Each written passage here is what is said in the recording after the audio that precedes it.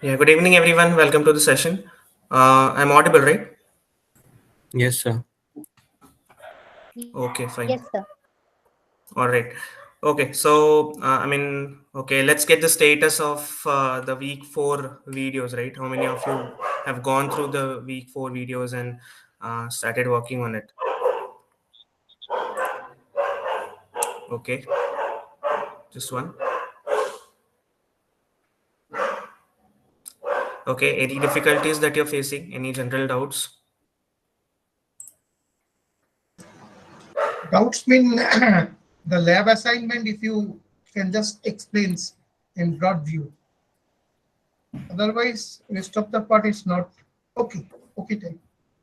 Okay, lab assignment. So, is this about week three lab assignment or Week 4. okay, week four lab assignment? Okay, let me just open the. Yes, sir. Same. And also, I have a small doubt in week 3 lab assignment. I actually mailed you uh, the code that, Okay, you have emailed me. All right, fine. I'll go through yeah, it. Okay, so what is the doubt basically the doubt in is week actually, sir, week 3 or week 4. week four? Yeah, week four. No, week 4, the doubt, the main thing is I just want to have a view means regarding that lab assignment. If you can just walk through. Okay, fine. All right, just give me a minute. Let me just allow everyone.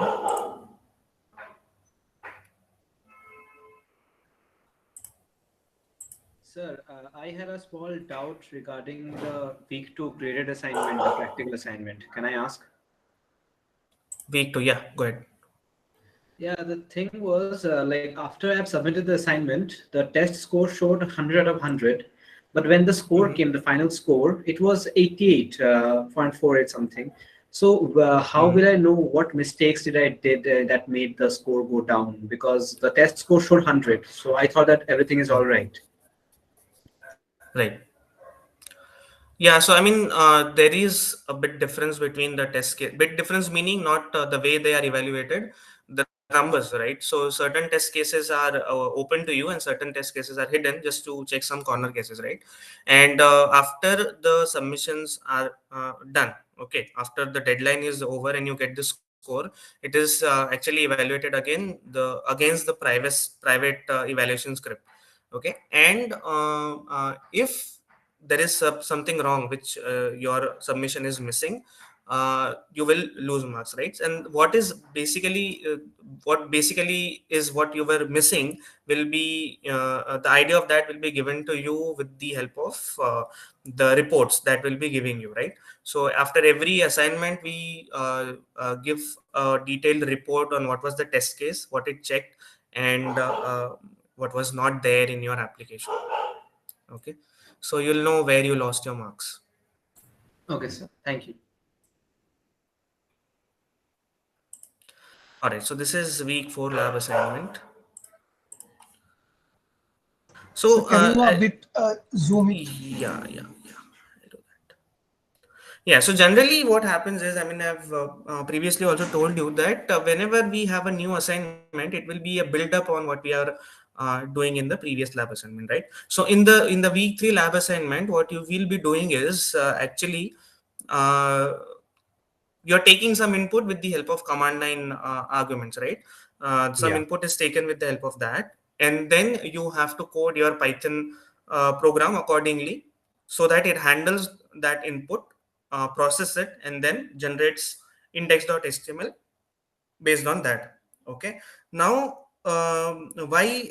Okay, so that was something that we were doing in week three lab assignment. Okay, why were we taking inputs with the help of command line interface? Because we did not know how to incorporate or work with forms in HTML, right? Till now, we just interfaced an HTML file, right? We could only see what HTML file is showing us, but we could never interact with it. Okay. And now, if I want to interact with an HTML file or interact with an application, how will I do that? With the help of HTML forms, right? So that provision of giving inputs with the help of HTML form will now completely remove that component of command line interface. Okay, so I anyway don't need to use command line interface to give inputs. Okay, and then I'll be using this HTML forms to do the same process that was being done in week 3 lab assignment. Okay, so the overall idea of the assignment is same. It's it's only varying where you are taking inputs, right? The way you are taking inputs. So initially it was a command line interface, and which was a bit not easy to get because we are not very familiar with that.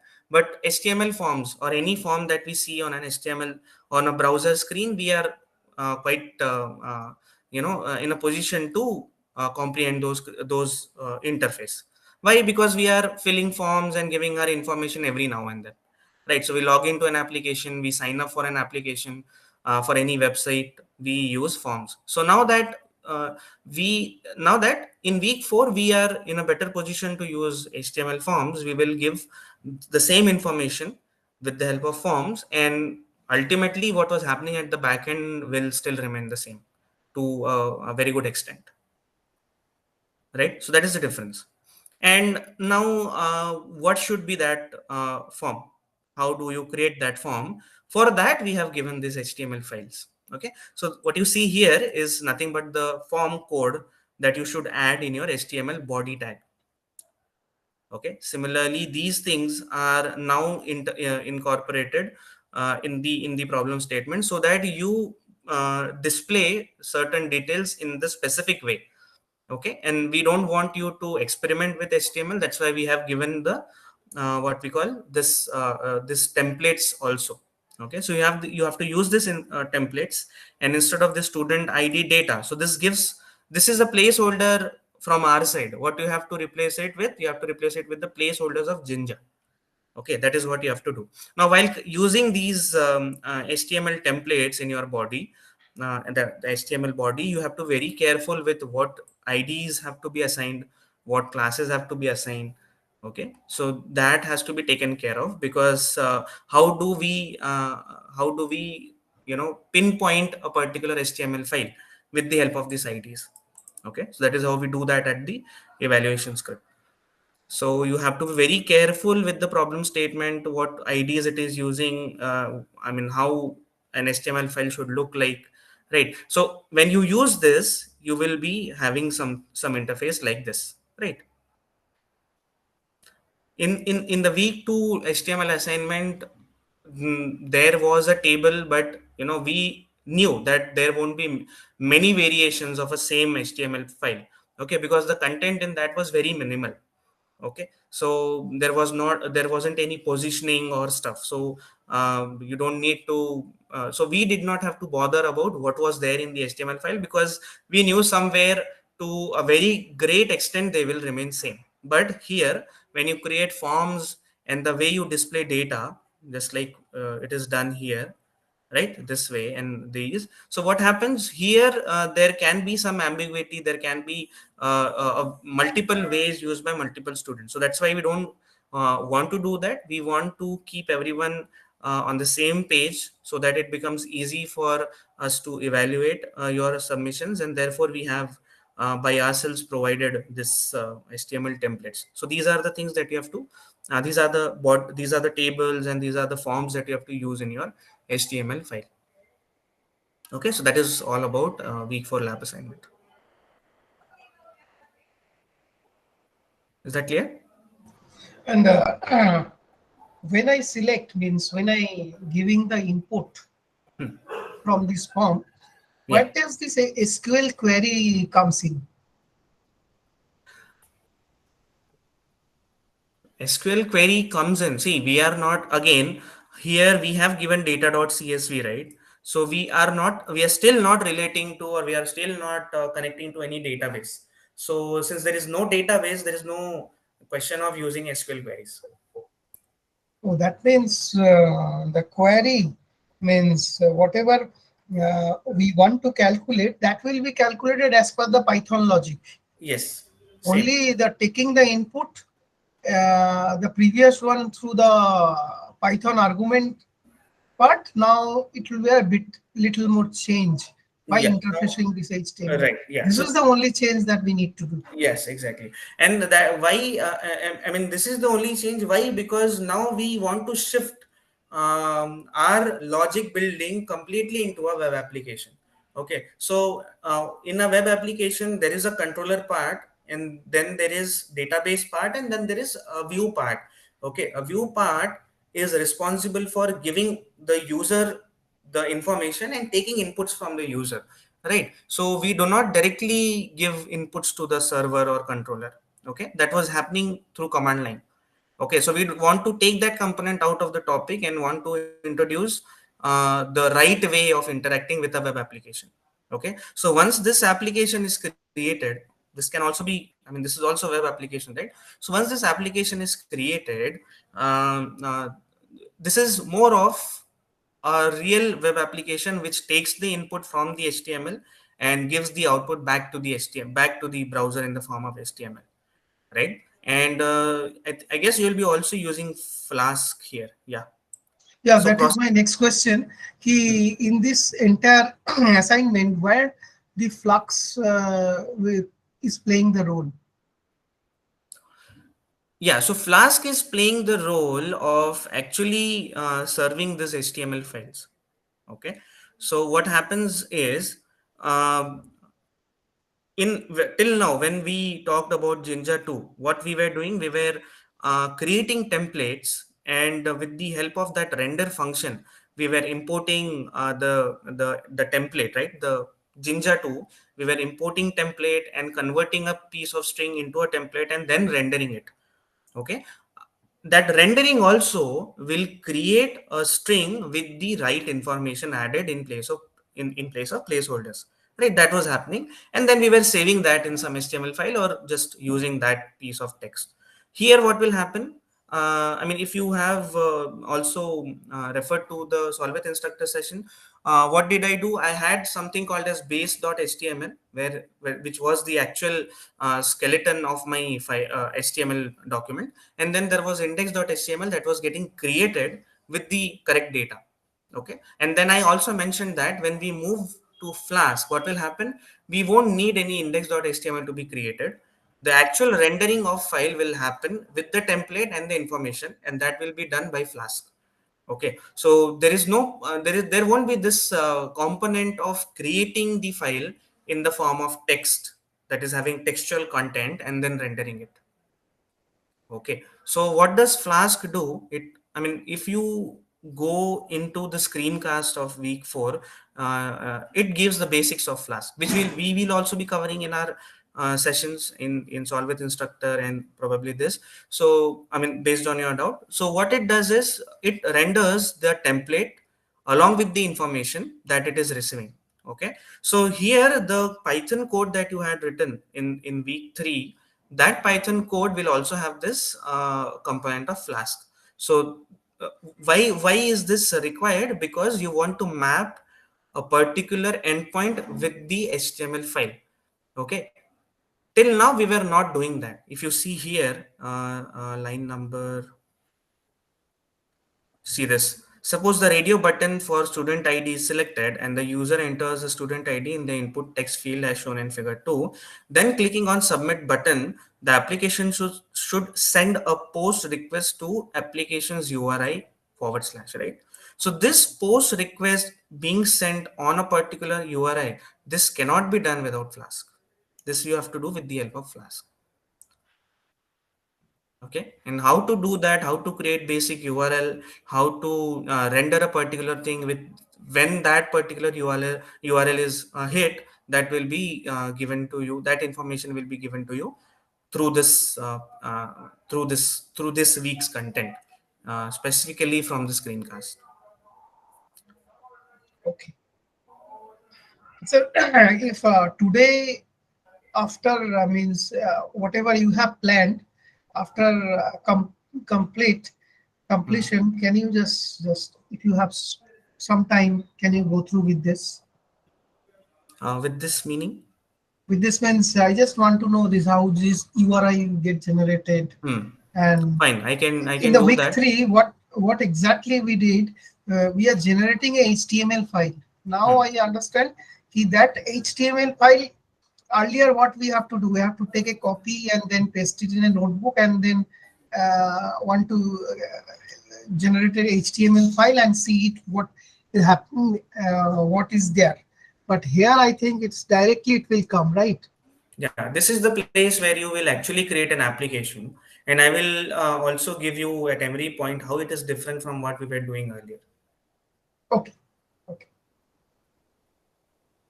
Okay, so yeah, so we will. Oh, so many people waiting. Sorry. Actually, I was like trying to do this on Replit. I created a HTML form and like tried it to connect to its Flask, but it wasn't like working. No. Wasn't working. Yes. What was the issue? Uh, so I was like I had created the Flask code and also like index.html, which have like a simple form, but when I try to run when I try to run it, the web view that is in like the Replit isn't showing us something, like it's not showing That anything. is okay. That is okay. I mean, did I tell you in week two solve with instructor that the web view sometimes crashes and does not give you inputs? Yeah, yeah, The but like I was trying again and again, it's not Okay, working. fine, fine. It's okay. We'll try to do that. Let's focus on in the initial for some time. Let's focus on if there is any doubt in the question and content. Okay, then I'll give a brief of Flask. Sure, sir.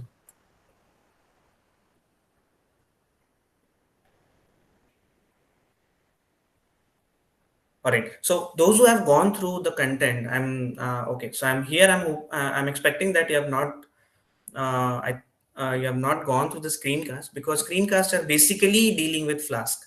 Okay, they don't take into consideration more of a database part, because that is already taken care of by the theory and everything, and the questions that we have given in practice and graded. But the screencast focus on Flask. So if you yeah, so if you see here in the content actually, where is where are the screencasts? Yeah, so there's only one screencast that gives you introduction to introduction to Flask.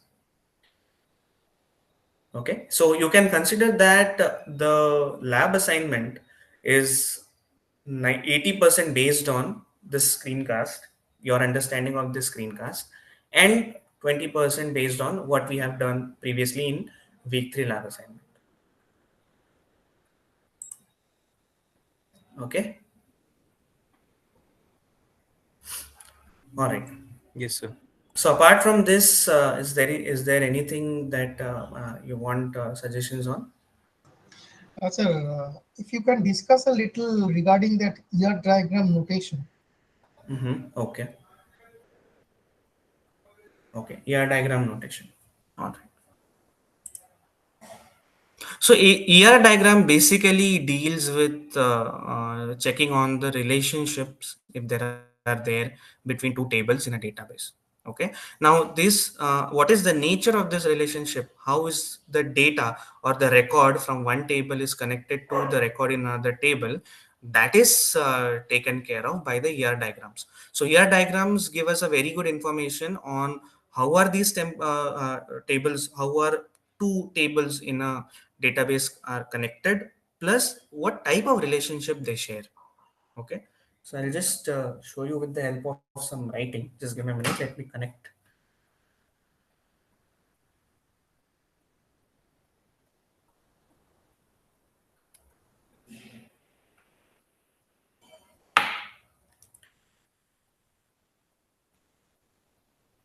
Okay, so I mean, is there any before we go into this, you may have come across this relationships, right, in database.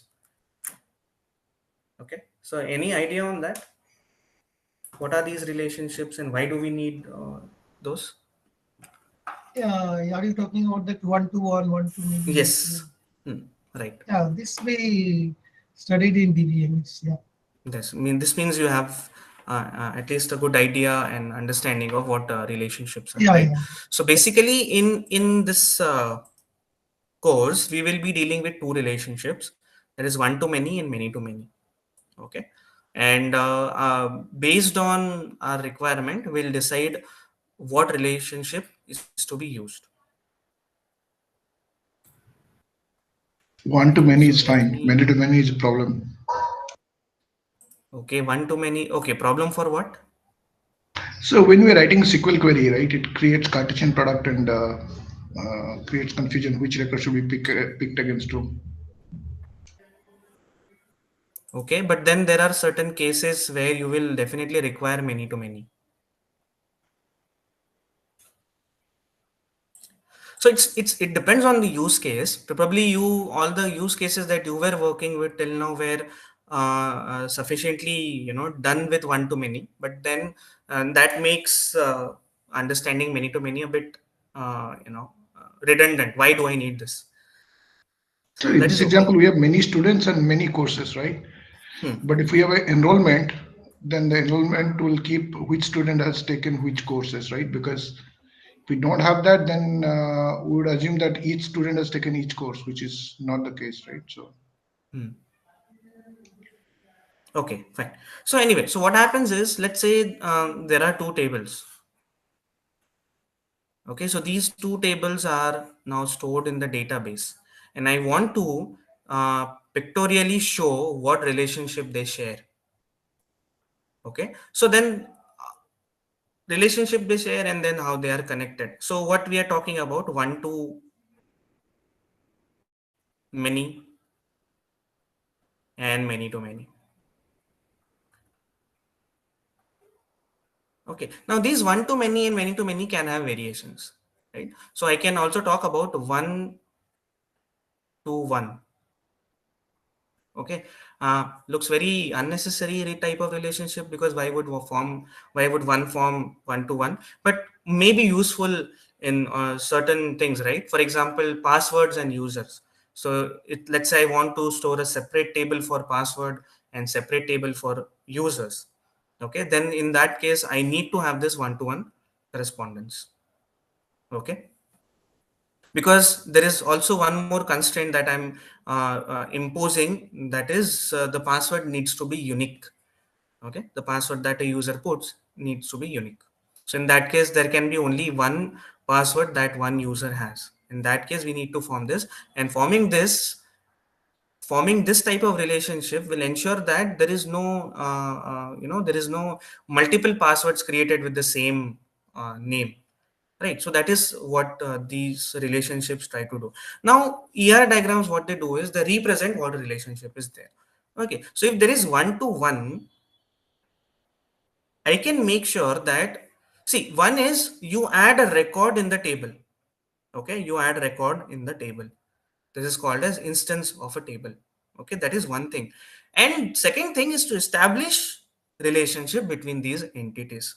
Okay, so these are two different things. What does this mean?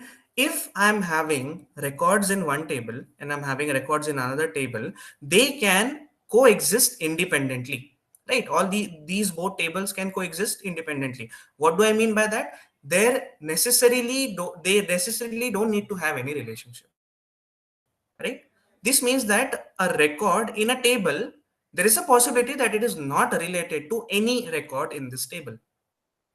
Okay, so either it is related to one or it is not related to any one record of this table. So there comes the possibility of with related to nothing, related to only one, and related to many. Okay, so based on this we decide what is the relationship. See, the line, this connection will be there. This connection simply means that these two tables are connected. Now how do I make sure that these how do I make sure, or how do I represent what type of connection this is?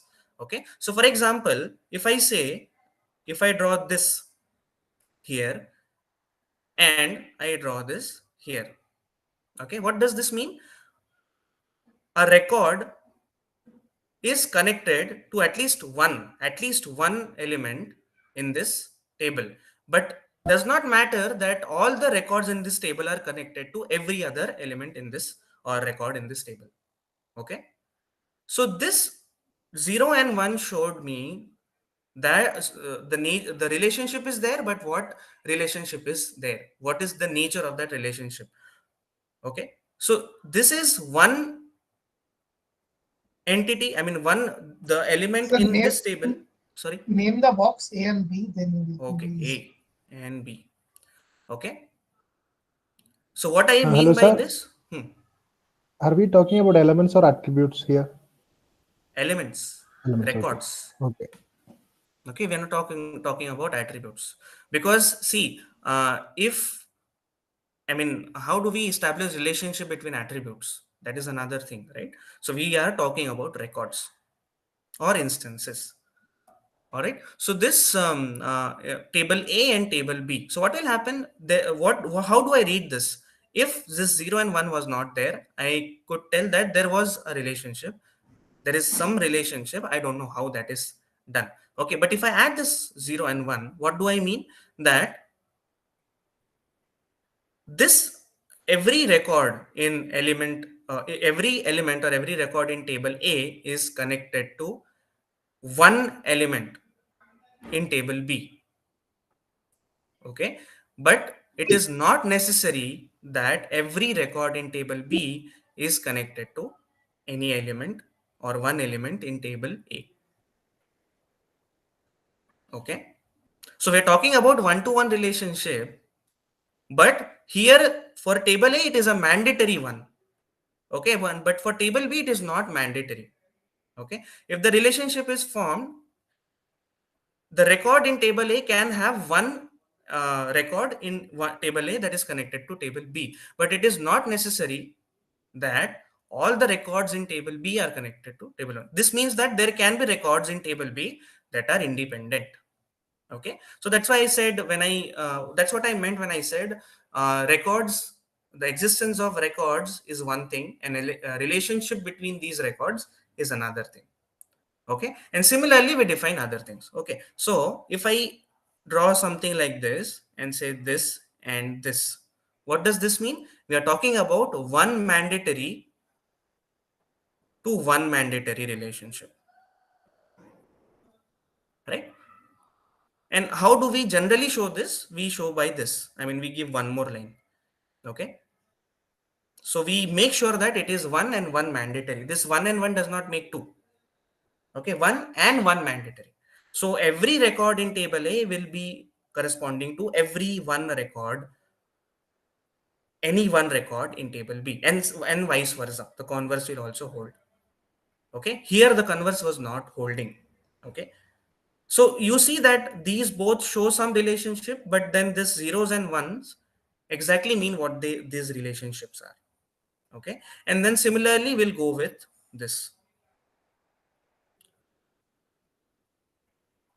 Okay, so what do we mean? That one element in table A or one record in table A can be related to multiple records in table B, but the converse is not, right? For example, we have this example of tablets,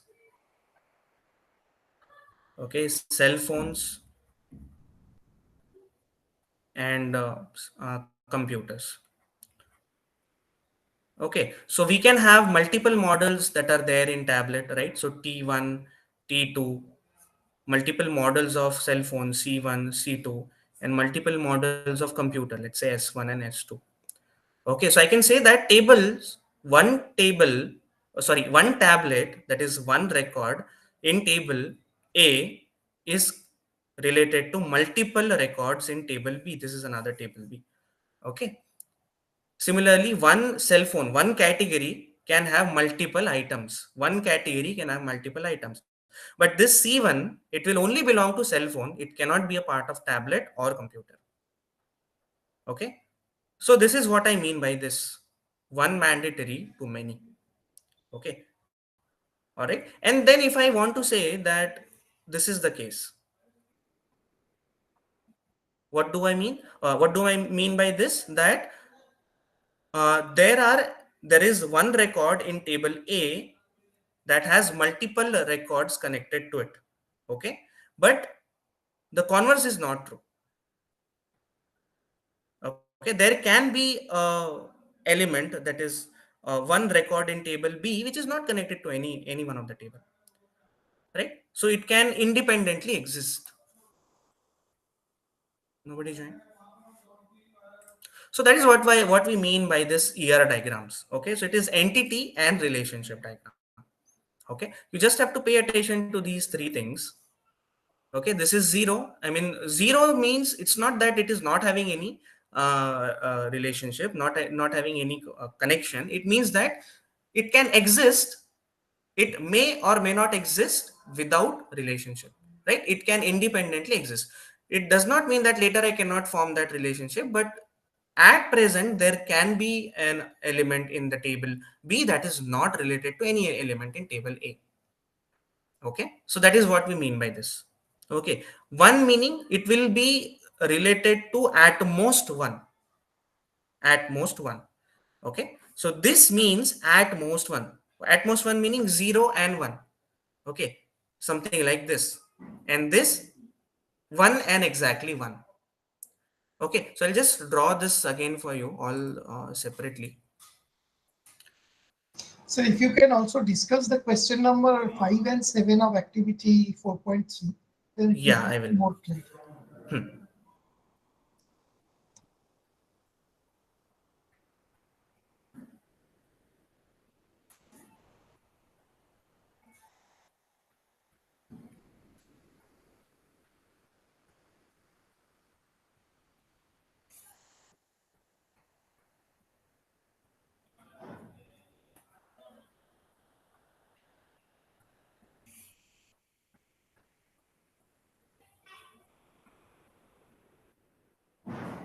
Okay, this is done. Okay, so these can be some cases that we are taking. Okay, so here, okay, and there is also one more, this one I've taken, right?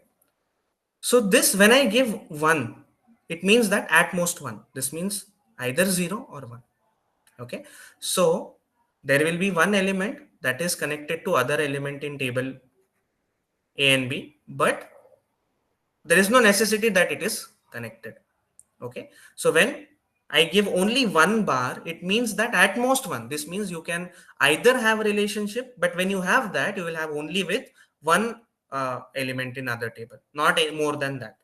Okay, this also means the same, right? So the 0 and 1 both are there. This means either 0 or 1. Okay, so when this individually it is drawn, we mean that it is 0 and 1. Okay, if it is again drawn in the same way, we mean 0 and 1. But if I'm giving, right, this two ones at the same place, I'm making sure that I'm talking about one relationship, and I want to maintain it to be 1, no 0, no 2, 1, right? So for that, there is this mandation. Okay, so this extra one adds the mandatory thing. Okay, similarly here on table A there will be connection with 1 or 0. Why? Because there is only one here, so it can be 0 1 2, 0 or many, right? 0 or many, because there is no extra one to support that. Okay, similarly this is again the same, right? But if I draw something like this, what does this mean? Here I'll have only one. Okay, and then here at least one. Why at least one? Because many are there, but it will not start from 0. Okay, this means that there cannot be single independent element in either of the table, because I'm mandating one on both sides, right? Is this getting clear?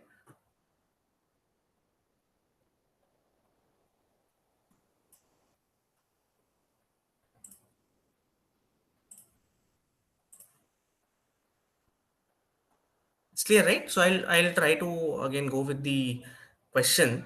What was the question again? 4.3, is it? 5, yeah, 4.3, 5 and 7. 4.3, 5 and 7. 5 and 7. Okay. Right. So what do we see here? This is the connection. This line establishes connection. What are these three? This says that we are talking about many. And this one we are talking about one, but we are talking about one more one here. This means that there has to be minimum one, maximum one, mandatory. We are doing one, and here we are saying that there can be many, but there can be none also. Zero means starting from zero. So 0, 1, 2, 3, 4, n, and this one means one. So what does this mean? It's one mandatory, too many optional. Okay, why optional? Because there is a chance that we are not connected with anyone. Okay, so the right answer would be this: one mandatory, too many optional. Okay, let's try to relate it with this one here. Okay, so any example that I've already taken here? No, right? So one combination is this,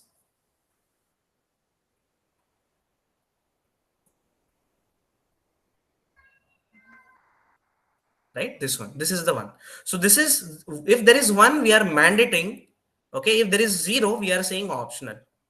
Okay, and this means many. Here I am giving one. This means one, but I am giving one more one. This means mandatorily one, not zero, not more than. Okay, so this is what it means. And similar to this would be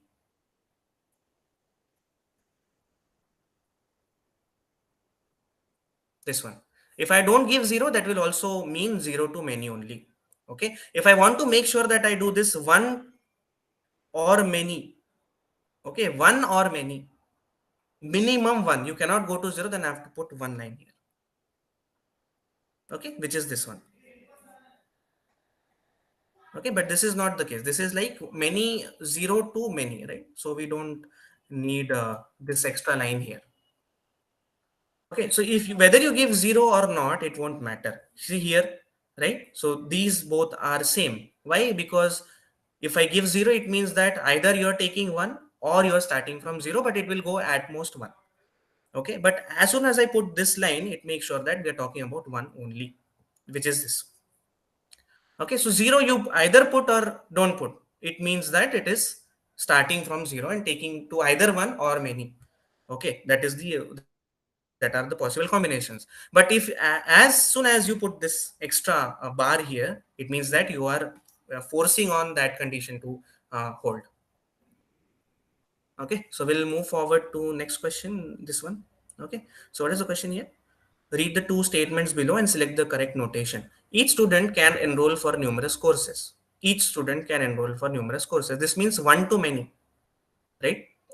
And each course can have numerous students enrolled. So it is removing that one and adding many parts. So it is both these statements will then make the relation to be many to many. Okay, many to many. Is there a condition which says that there has to be at least one course that every student should take, or there has to be one student that takes every course? No, right? So there is no mandation here. So we're just talking about this zero to many, right? If these zeros are not there, only these three lines are there on both the side, that would also be the correct answer. So we just, I think we call it as a crow's feet notation. What is the second option, sir? You said something that zero should not be there. That's also correct. What is that? Yeah, so what is the alternative of this? This is the alternative. So zero is not there, right? So what I said, either you give zero or you don't give zero. This means this is zero or many, and this is Okay. zero or Yeah. many, right? If I Okay. want to start this counting from one, what do I have to do? One vertical bar. This. Okay, Yes. so this will mean one or many. Same, one or many. Okay, so in this question, we are not having any mandation, right? Let's see what others also mean. What does this mean? One student can take only one course, and one course can be given to only that student, only one student. Okay, for example, if student A has taken mathematics, no other student can take mathematics. Okay, and mathematics will only have one student enrolled. That is what it means, right? This one, the first one. Okay, second one is what is given. What is third one? Third one is in the jam. So third one, it is connected. Here we are not giving anything. Here we are giving many sign, Many. and there is zero also. So do I need to give this zero here? Will it change anything if I give zero? No. No. Okay. So this means that there is only one and starting from zero. Okay, 0 to 1. This is this notation is something that you won't generally see, because for one we make sure that at least one is given, but this also means that uh, at least zero means it can start from zero and then go up to one, not more than that. No, when Okay, we are saying at least, so it means a minimum one should be there and then it can be more. So it is sorry, at sorry, the at at least most, zero, at least zero, sorry. at least zero. Yeah, Yeah. at least zero. Yeah, so this notation you won't generally see, because what we have made sure that all the So, questions sir, that we when we are generate. saying at least zero, it means there can be many also No, no, no. on the left hand side At least zeros up to one. This one, up this to one. one. Yeah. When it is blank, nothing is mentioned, right? When there is blank. But that's what I'm Yes. saying, that when we talk about zero or one, we will at least give the basic notation, that is one. This one line here will be given. So that one line here will be what I want to say is this. So then you can say that it is zero or one, and this is zero or Many. many. So single bar means at most one, right? Yes, at most one. The way I've given here. At most one. So this bar was given later. Okay, don't just, this one is the one, that means one only. Okay, so see, when if I have something like this line, this means we are talking about 0 or 1. Okay, if I have this, I'm talking about 0 or 1. Also, if I have this, then also I'm talking about 0 or 1. Okay, but when I have this, talking about only one. Okay, I mean, you just look at the left part, don't look here. Okay, this can be anything else from here, it can be anything else. So I'm just talking about one side. Is this clear, a bit clear? Yes. Okay, so I have explained these two questions. I hope these are clear. You just make sure of these. Okay, let me try to write it all again. So this is single line. What does this mean? Here we'll write it here, right? So it is 0 1 0 1, but you generally won't see this representation because this is a bit confusing. Okay, what is something that is similar to this will also mean 0 or 1 0 or 1. Okay, what is one more way in which you can represent same thing? This. Okay, now don't worry about the sequence, it can also be something like this. Okay, 1 0, so that will also mean the same. We don't really bother about sequence. So this is again 0 comma 1 0 comma 1. Okay, let's talk about many now. So if you see something like this, it is 0 1, and this is 0 many. All right, what is the similar representation?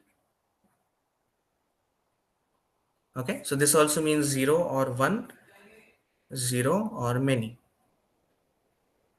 Okay, what can be the other representation of this? This is again 0 1, and this is 0 many.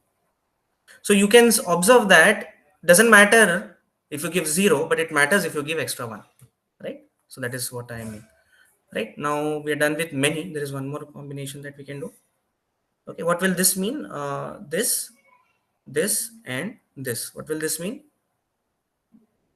It is 0 or 1, and here it is 1 or One to many. many. You cannot go to 0. So this can have independent elements in the table, this cannot have independent element in the table, right? So every element in this table will be related to at least one element in this table, something like that. Okay, so this is one combination. What else? Okay, we can have this. So it is 1 1, right?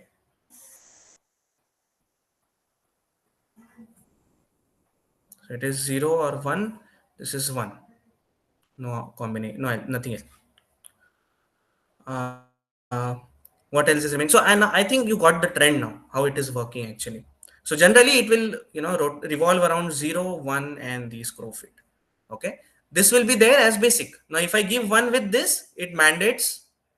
Okay, if I give 1 with this, it mandates to 1. If I give 1 with this, it mandates to many or 1. Okay, so this extra 1 decides whether you will start from 0 or you will start from 1. Up to what point you are going, that is a different thing. Okay, that will be given by this. Okay, but this extra 1 that we give will actually ensure that we are starting from 1. And if this 1 is not given, it gives the idea that we can start with 0. Okay, this is clear, right? I hope this is clear now. Yes, sir. Okay, any other question in week 4? Sir, I have a question related to Jinja Go ahead. template. Like there Go was a ahead. question in previous year. Previous what? In the previous year, like the previous paper, sorry. I mean the previous term. Okay, previous paper. Okay, go ahead, tell me. Yeah. Uh, can I just send you the image link? Sure, yeah, go ahead. Okay. Share it on the chat so that I open it from here. I send it on the chat.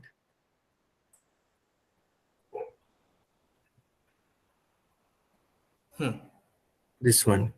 So can you just tell me like the for loop, what is it actually doing? Okay, fine. All right, so you understood the import statement and all. You understood the temp. Yes. What is this multi-line string doing? Mm, Okay, that is probably the last part. yeah. You understood the Yeah. sequence.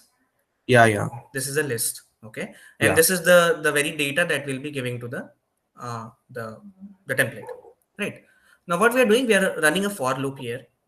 Okay, and in for loop Mm-hmm. we are talking about a single. Now we are looping through this sec, right? Mm, yeah. Outside I cannot allow. Huh. Okay, so it will be looping through this. What it is doing actually, what does this stand for? This vertical line?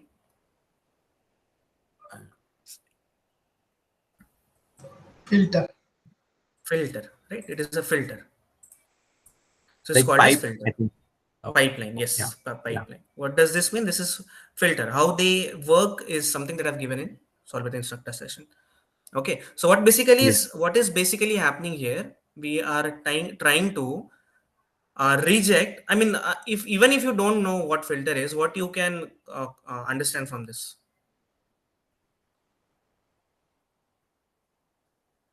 It's like we are iterating through the sequence, and for each Sequence. element of the sequence, we will reject the even numbers, something like that. Right. If it is an even number, we'll reject it. Okay.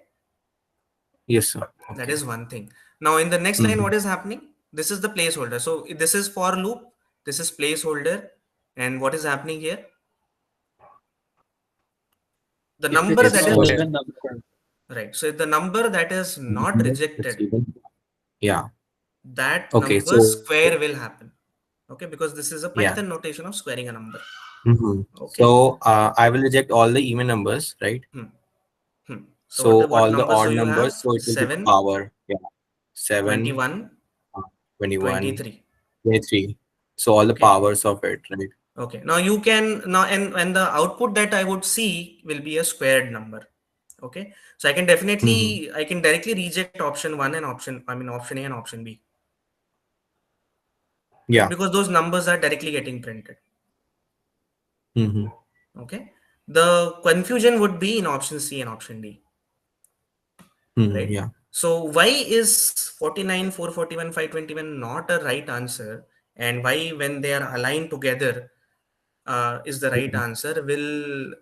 So the answer to that comes from this small line here. Oh, Not able to zoom.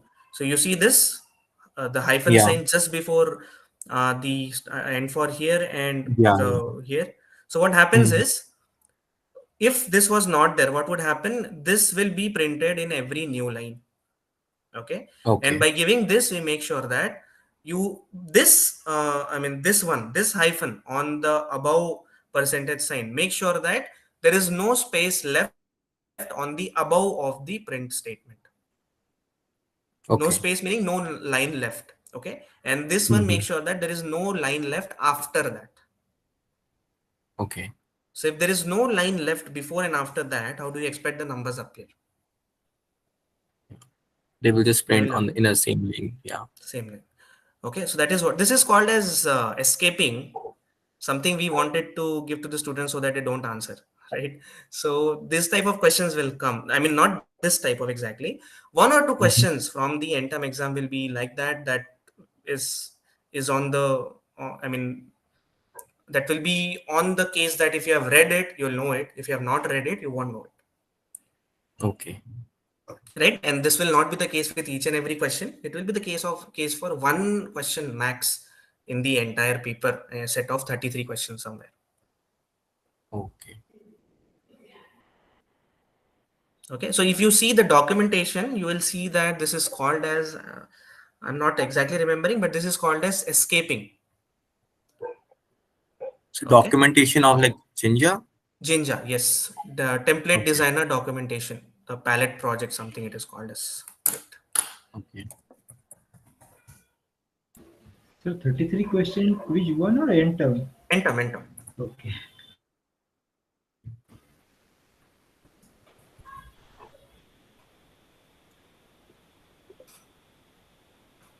Yeah, so this is template designer documentation of Jinja. Okay, and let me show Mm-hmm. you where that question was taken from. Yeah, so that is called as white space control. Right, so you see this, if something nothing is given, it will print as it is. Okay, but Mm-hmm. as soon as you put this minus sign here or this hyphen, what will happen? The items keeps on printing in the same line. They'll come in same line. Let Sir, what me is show the you. reference point? Which site you are referring? This is template designer documentation of Jinja. So you put template designer documentation Jinja, the first thing that appears is something Right, that we're right. looking at. Got it. Got it. Okay. Okay, and we are in that we're looking at white space control. So if you see this, this is probably the first 10% of the documentation, and that is why we expect something like this. Okay, so we have this component called as template inheritance, which you will be using vastly in your project. Okay, Mm-hmm. so if you have gone through till template inheritance, you have definitely gone through this thing, right? White space White control. space. Yeah.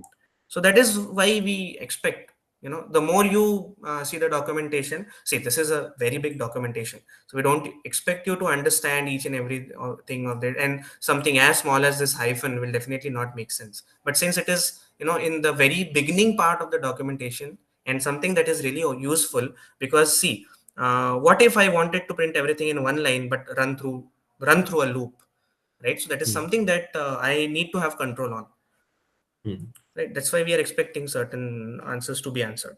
Okay, so our objective is not that you should not be able to solve the question.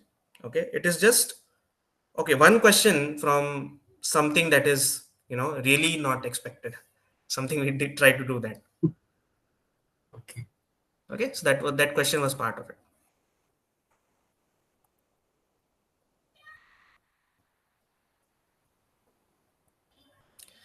Yeah, no escaping from such questions. We just want to make sure nobody scores 100. That's all. No, but still students score, right? So that is, there will be so many students who score complete 100. So you cannot say that. And this is one such question that generally students don't solve. But if you see, I mean, if I look at this question and if I carefully observe this, why would something like this be given if it did not make any change in the answer, right? So, I mean, I can say that either C and D is correct, but if something like this is given, maybe the answer is something that I'm not expecting. So you can figure out in that way. So So tricky. here reject Some is a questions are tricky. syntax. Sorry? Reject is syntax. No, reject is a filter.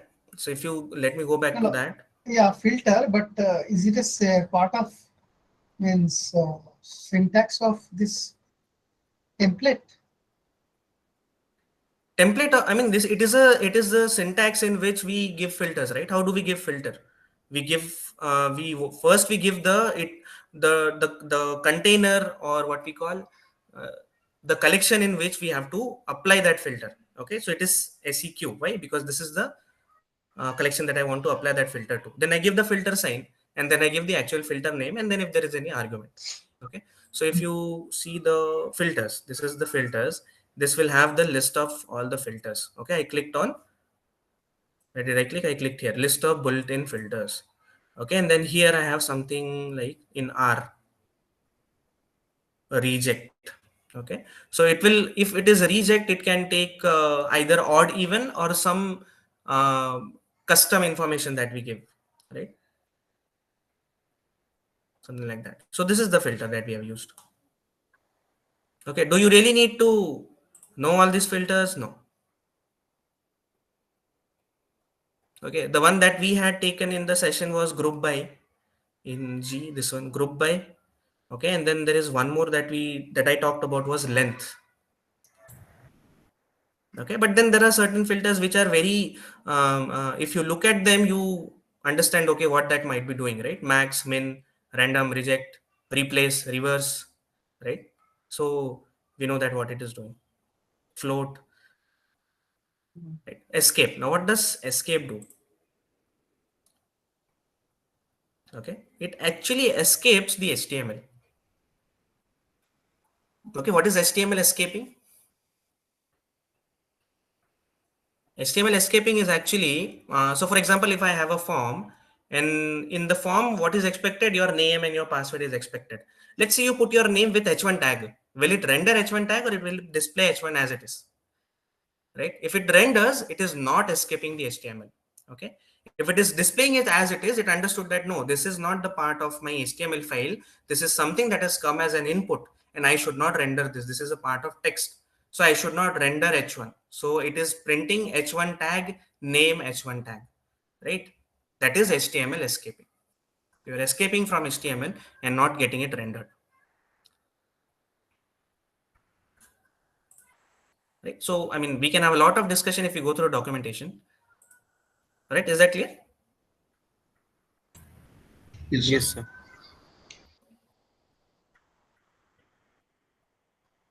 Evaluation report will come soon, because see, evaluation reports, we have to evaluate each and every submission. So you're not talking about 30-40 people that are there in the session. We are talking about 1,000 people that are there in the course, and out of those, how many of have submitted? That number is very close to 600 plus. Okay, so we have to evaluate each and every report, and do things and create the report, so that you don't have any mismatch of marks and all. So we have to take care of that, and if we have to be very thorough with that, and therefore it takes time. Okay.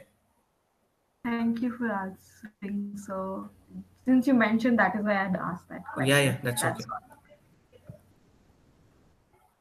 Yeah, that's okay. So I mean, I understand that this yeah, I mean, your understanding in one lab assignment will help you to score more in other. I understand that thing, but you also need to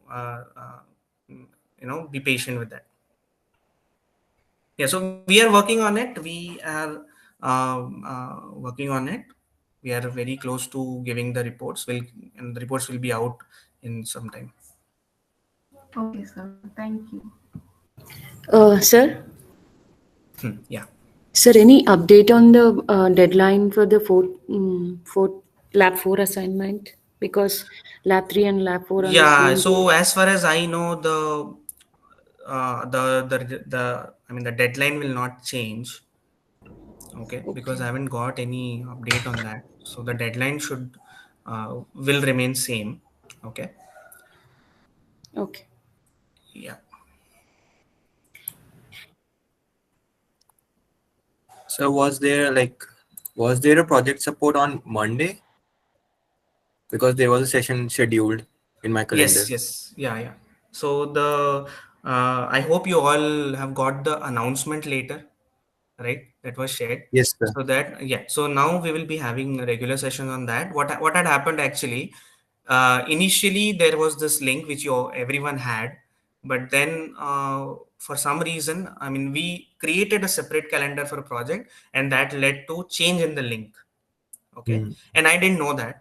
So what happened, many of the students did not have the link, and for just for the sake of information, I gave the link to, I mean, link on the discourse, and fortunately who saw it then could attend the session. Oh. Okay, so that's why some of you may have missed it, but don't worry. The content wise, you have not missed anything, because in project session it is a one-to-one discussion. So it is this. It was Mm. discussing what they had as a personal doubt. Okay, in every Monday session, that is what we are going to do. You can come up with your own doubt, and we'll try to clear those. Mm. Okay. Okay, had it been a regular live session that we go with the course, it is definitely available later, right? And all the session, even of the project, are recorded. So I'm sure the playlist for that is also being maintained. Uh, I can't see it. Like I'm not able to access the Yeah, okay, fine. Fine, YouTube. fine, fine. I'll ask the team to get it ready and make it available on YouTube. So don't worry. Okay. Okay. So all the sessions that I've taken are recorded. So we have the files, we'll create a playlist and it will be uploaded on the YouTube.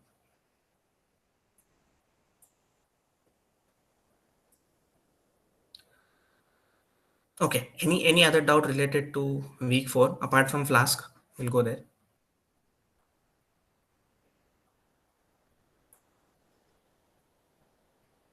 No, is it? Okay, fine. Okay, so let me share my screen and show you basic Flask application. See, so when a content is open, you are also requested to go through the documentation. It gives a very good understanding of what is what will be taught. Okay, so the Flask has been introduced in the form of screencast, right? So you can go through the documentation of Flask, and you see that whatever I will give you now was there already in the documentation. No need to do it now, but you can do it later. Documentation, you mean from Google now? You can search about Flash or No, no, yeah, means Google only. But if you see my screen, what happens is if I click, I mean, if I write Flask, So we are unable to enter, see your screen, sir. screen, no? Wait, give me a minute. Now it will be visible. Yes, Visible sir. now? So this is the Flask, okay? I mean, this is Flask, and you see welcome to Flask, Flask documentation. So this is actually what you need to refer, okay? Not some uh, text based on Flask. Okay, so this is the user guide of Flask, and you have to go to minimal application, quick start, right? So in minimal application, it talks about a very basic Flask application. Okay, and this is how everything begins, the server and all. Okay, let me give the idea of same. So this is my what we call VS Code screen. Okay, and we have this HTML file, home.html. Do we have table.html? I mean, anything in that? Yeah, so we have a good table.html also. So now what we'll do, we'll try to render these two files with the help of a Flask server. Okay, now what I'll do, I'll create app.py. Okay, so it has this statement already there from Flask, import Flask. In next step, I have to give this idea to the compiler that this app.py module that I'm using has to be considered as a web application that the Flask will serve. Not the Flask will serve, with that will act as a server with the help of Flask. Okay, so how do we do that? We just create any variable called app and write this Flask and give name.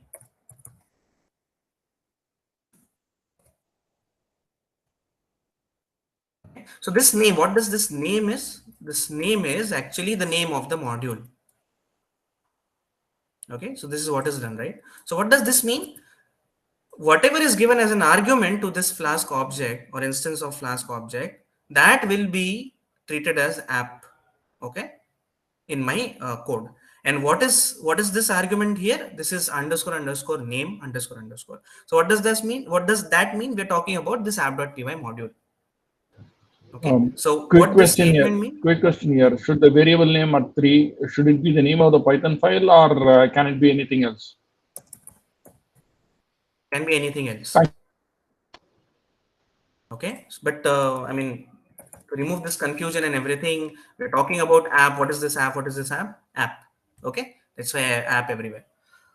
So app equals to flask, and this is the name of module. Also, this module name also can be anything. Okay, it can be main, my file, anything.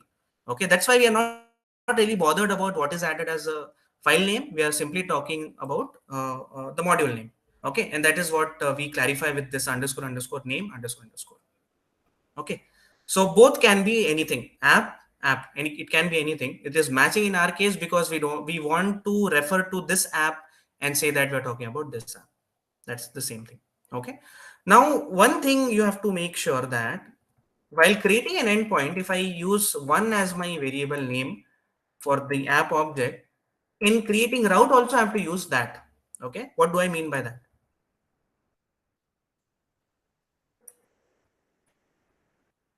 This is app. Okay, now I will create routes that will work in my application. Okay, or what we call as endpoint. Okay, so how do we create that? We write app dot route. Okay, this is like the trigger points of the application. The trigger points of the application.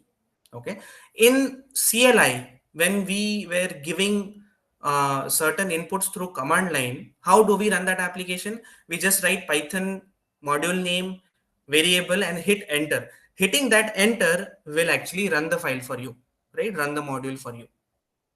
But here, since we are interacting with the with the application that is on the server, and the only mode of interaction is browser, right? The HTML that we are getting, we have to map every HTML file with a particular URL. Okay, why is that necessary? Because now see, if I open this uh, browser, I can see this HTML only if I go to this URL. Okay, only if I go to this URL. So if I open this and if I write Flask, palette projects and everything, just like this. So this is the URL. So if I click on this, I see something like this, right? Why could I see this HTML? Because this HTML was mapped with this URL. Okay, so that is what we need to do. So let me go to VS Code back. So initially we create URL.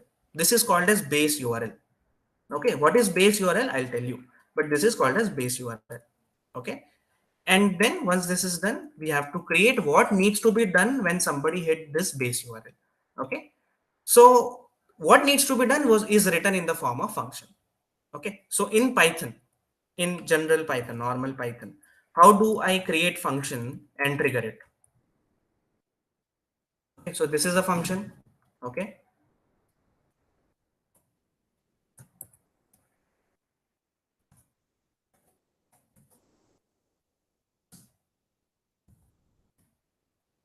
this is the function, or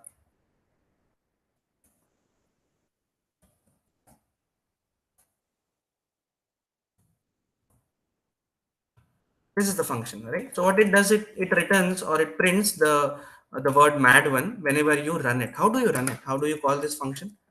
You just say like this, right? Right. So whenever this module is run, this function will be triggered because you have called it, right? This parenthesis makes sure that you have called a function.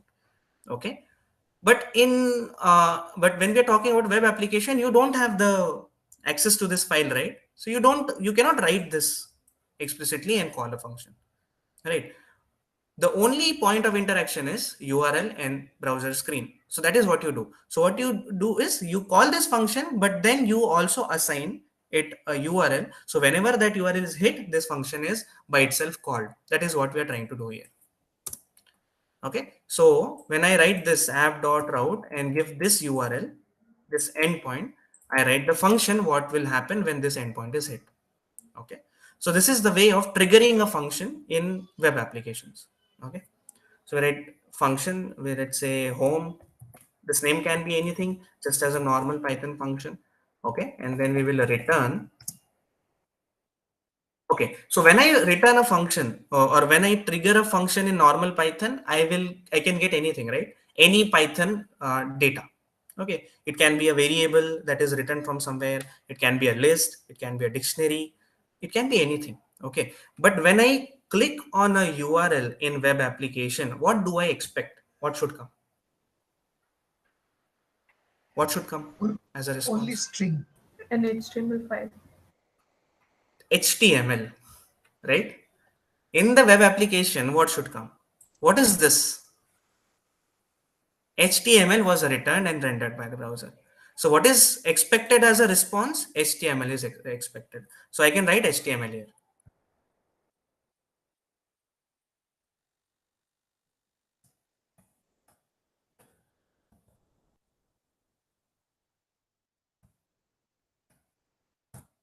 Okay. So when this is written, browser will understand that, okay, I've got a text that is in the form of HTML. Now my job is to render it.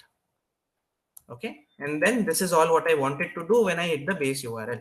Okay, now since this is an application, this application should run, the server should actually be active so that I am able to hit a particular URL and get a response, right? A request needs to be sent and the response is available to us only if the server is active. Okay, otherwise we won't get any response because we are not able to make that connection. Okay, so for that what we need to do, we need to run this app. That is all what we need to do for creating a web application. Let's save it.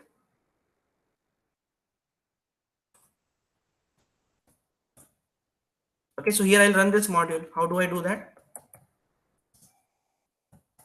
Python app.py. Okay, so when this is done, I see 3 to 4 lines coming up, right?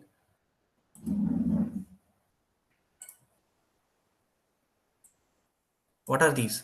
First is serving flask app. What is this app? This name, module name. How did we make sure that this will come? Because of this, right? Then environment is production. Okay, so it says production environment, but I mean generally the application is served in the production environment, but this is a development server. Do not use it in production deployment. Why? Because I'm using this application in my own system, right? The system, so if the system will act as a server, it is open to many other, malpractices can happen. So this is just a development server. Okay, this is a local server. Okay, how do I know that it is a local server? You see the IP address 127.0.0.1, right? It says debug mode off. What it is, I'll let you know later. And it is running on this. So what is happening now? I have created my own server and I'm serving, and the code of that server is this. Okay. Now, whenever I make a request to this endpoint, the base URL, I will be returned with this. Okay, that is what it means. Okay, now what is base URL? So this is base URL. This complete, okay, is called as base URL. Okay, so instead of writing everything, this HTTP and everything, I just have to mention this / and this will be mapped to this. Okay, now if this is serving, let me open this. Right, so what did I get? If I hit the base URL, I get my first web app.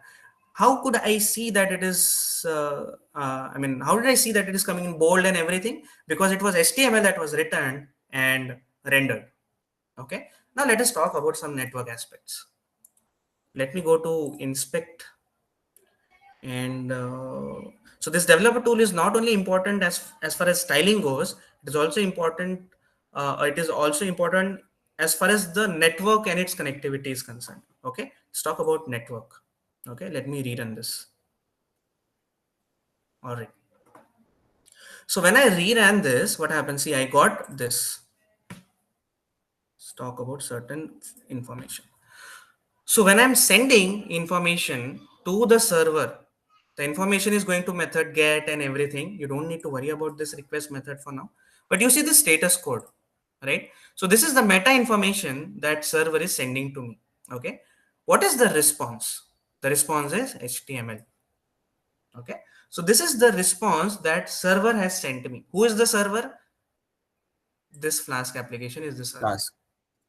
Right, so whenever I'm connecting to this Flask application, how do I connect it to this Flask application? First, this application should run. Okay. Second, I should know appropriate URLs so that whenever I hit that URL, I get proper response. Okay. This is about the response that we are getting. What is the preview? How it will look on your web browser. Okay, there is preview. Headers is like every request and response have two things: request head, request body, response head, response body. Okay, what goes in request head and request body is decided by the request method. Okay, what comes through the response is again decided by request method. Okay, now apart from the actual information that the server sends, it also sends information like how was this request, or what was the verdict of this request. So what was the status code? 200. Okay, 200 is the status code that says that server could hit the URL and find the resources that you were looking for. Okay, so there was no crash in the application, the URL was right. If everything is okay, the response sent by server is perfectly fine, and that is represented by the status code. Okay, so you might be familiar with something called as 404, right? 404 not found. So if you look for a URL, or if you look for a resource in the URL that is not defined, it will talk about, or it will return 404 not found. How to see that? Okay, so I have not defined any URL with this, right? My app, right? Slash my app. It was not defined. So what does it give? Not found. So this is the actual response that the server give. Okay. So whatever is rendered here is actually the response body. Okay. So whatever the response we saw here, right, in the network, this one, my app, right? So here the request would again get, but see, it sent you 404 not found. Okay, this is the response, and response is nothing but again an HTML, if you see, right? So every time the response will be HTML only, because that is what browsers understand and show you on screen. Okay, but this headers gives us enough information to understand what was happening with the URL. Okay, so this is the request URL. This URL was not there or did not exist, so it could not find, and therefore it says the resource that you're looking for is not found. This makes sense? Yes, Where are sir. we? But sir, So you are still when means clicking that server address to render the HTML file. It is not automatically get rendered once I hit the run the Python file. No, see, I mean, okay, fine. So this is my Flask project, Flask documentation, right? So it is somewhere running on a server. I mean, this is somewhere present on a machine where server is running. Okay. Does the quick start, check the SQL Alchemy documentation, everything gets rendered for you? No, right? It will happen only when I click on them. So what will happen when I click on them? You observe the URL. See, the URL that was mapped with this HTML page is triggered. Okay. How did I make sure? I click on this. See, check the SQL Alchemy documentation. I click on this and you see the change that is happening in the URL. Right? You see this? So whenever I click Yes. on something, a URL gets triggered. That URL, the request that goes with the URL, the response that come from the server and gets rendered, this is made sure from the running server. Only this much. Okay. The rendering of information, navigation of pages, your movement from one page to another, something that should be shown or not shown is something. I mean that what we call. I mean that hold must be given to the user, right? I should be able to navigate. I don't want to see all the pages that are there. I just want to see the pages that I click, right? So this cycle of request going to the server and server processing the request and sending it back, for that the server running is important. Okay, server will keep on sending you the responses based on your request. Okay, so that's what we studied in the very first solve with instructor session, right? There won't be response unless there is a request. Yes, sir, clicking this one tag is basically I am requesting the server. Everything that you do is actually a request. Everything. yeah. And all those pages is basically saved in the server, Yes. As per my request, it is showing me. Yes, yes. Again, you see this. If we go to inspect for this and we go to network and just reload this, see a lot of these are the things that is being sent by server. Okay. Now there is a lot of JavaScript involved because we can see code blocks. Okay, search button. Okay, and then images and everything. There is a lot of thing that is there, but the one thing that I want is HTML. Right. So this is the HTML that is getting rendered. Okay. This is sent by the server. What is the meta information? You see this. Okay, now what is the status code 304? This talks about redirection. We'll see that later. Okay, so it talks about the address that we're connecting to. Now, what is this address or what is the version of this address? This is IPv6 address. Okay, this is the URL, say the request URL, which will be same as this one. Okay, now why is this not coming? Because this is called as fragment. This is not a part of URL. All right, so this is the request URL. The method was get. We'll talk about HTTP methods in quite detail. So I'm not going into details of that for now. Okay, so this is the method. This is the status code. I mean, when you requested it to the server, what did you receive? Okay, and then there are headers. In the headers, you will see date, last modified, IPv4 address. The also there are things like the return type index.html. Okay, and then in the preview you will see the exact same thing that is here. Okay, and in the response you will see the raw HTML document. Okay, and there are things like cookies also, which we will go into later, and the timings, the duration of what was there. Okay, so a lot of information is there that the browsers now give us. Okay, so there's a lot of CSS involved, right? Flask CSS, badge only CSS. How do you think the styling is coming? Quick start appearing fine, the font size changing here, image, their position. So CSS is definitely accompanied. Okay, so that is what comes. Okay, and everything is defined by the server, and that is what we do here. Okay, now let us define any other endpoint. How do we do that? Same procedure. Same procedure, but we have to define. Now we're talking about any different endpoint. That was my app, right? So let's say this is another. So you have to change the function because uh, two different endpoints will not trigger same function. Okay, because that is not allowed.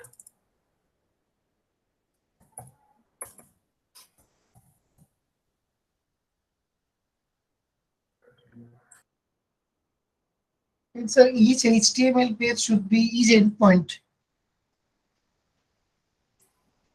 Yeah. Every HTML page is mapped with a single endpoint. Means each page should have one endpoint, right? Yes. That's what we did, right? Sorry. And here what I'll write?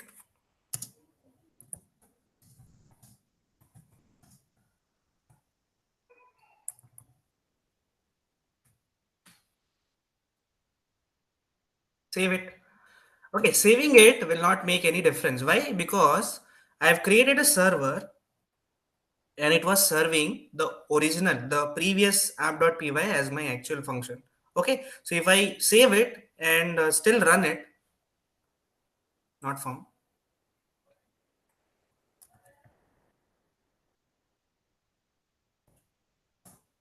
It is still not found. Why? Because the code that I sent to server or the code that I created server with is still not changed. So what do I have to do? I have to rerun the server. Okay, so we close this. This is how you close the server, Control C. Okay, and again run it. It is now serving the same app, but now the changes have been incorporated. See, my first app with new endpoint. So that means every time we update the app, we should restart the web server. At now, I mean for now. Okay, I mean we will also have a workaround for that. Okay, that as soon as you make change and save the code, your server will take the new code and start running. That will also happen. Okay, but for now we are not doing that. We'll go step by step. Sure, sir. Okay, so any issues with simple Flask app?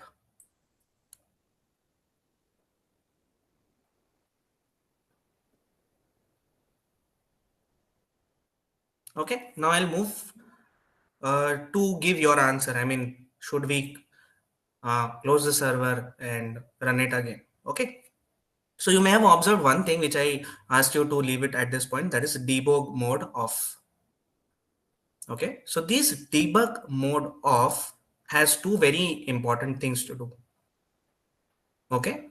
One of that is it will take care of rerunning the code. So what I have to do, just in the run call, I have to set this to true.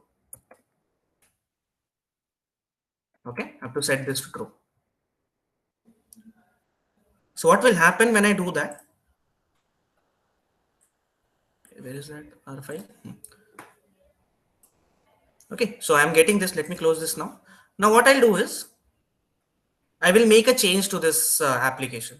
Okay, I'll make a change to this application. Okay, so I've changed it, and now if I click on save, okay, if I click on save, what is happening here? The application is getting saved. Okay, let's see.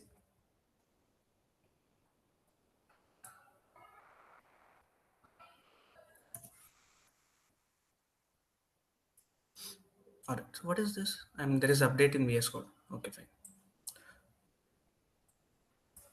An app.run call, if I'm setting debug to true, let me check the syntax also. Okay, fine. Let me close this. Now see what was happening here.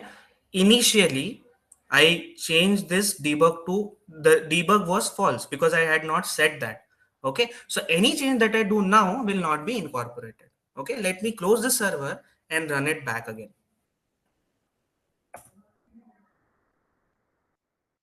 Okay, so my server is running. Now there is a bit change now. What has happened initially when my server was running, it said debug mode off.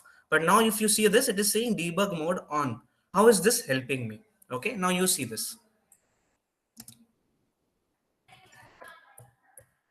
Okay, now as soon as I save this, you see this? It has started running. It incorporated that change. See, detected change, and then it restarted the server.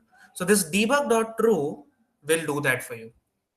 Okay, so now you don't have, initially you had to worry about closing it and running it. Now you don't have to worry. Okay, and that will be reflected here. See, with the change of debug. Okay, now this is one thing that debug does. There is one more thing that debug does.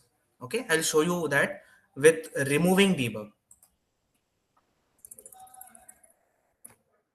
Okay, so I've removed debug now. Let me save that. Okay, so since initially debug was on, it could restart, and now if you see, the debug will be off. I mean, yeah, detected change, but now debug mode is off. Okay, now what I'll do with this, I'll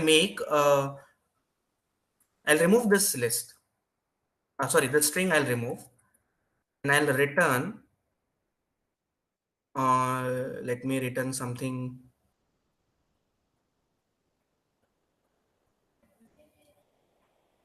Let me return something else.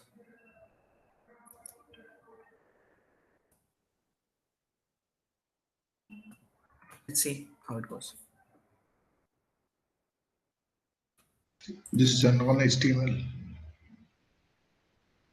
Sorry? This is just a list, which is. Yeah, this is just a list. Okay, so we have done that in my app. Let's see what happens.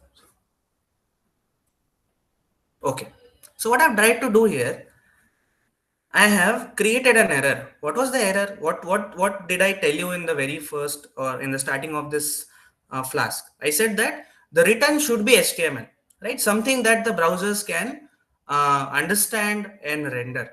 Okay, but what I'm returning here, I am returning a list. So I've purposely broken the string, broken the server. Okay, I purposely done that. So what it showed, I mean, there is a lot of detail that is coming here. This must be that, but that must be a valid response and all. Things are happening. But what is your application showing you? It is showing you internal server error. Why is this important? It is not showing you the actual error, but it is telling you there is some internal server error. Something has happened. Why is this important? Because users should not know what exactly is the application, how exactly it works, how does it crash, right? Okay, but when I set debug to true,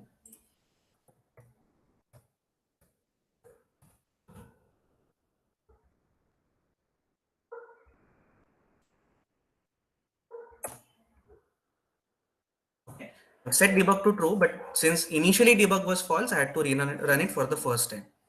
Okay, let me go back and reload this. See, it is giving me everything, right? What is wrong with your application, where exactly, in which line. Okay, and this is a browser screen, remember that. This is what users are seeing, right? So a user with the debug equals to true, you're allowing users to see when and how and at exactly what point your application crashes, making it very vulnerable, right?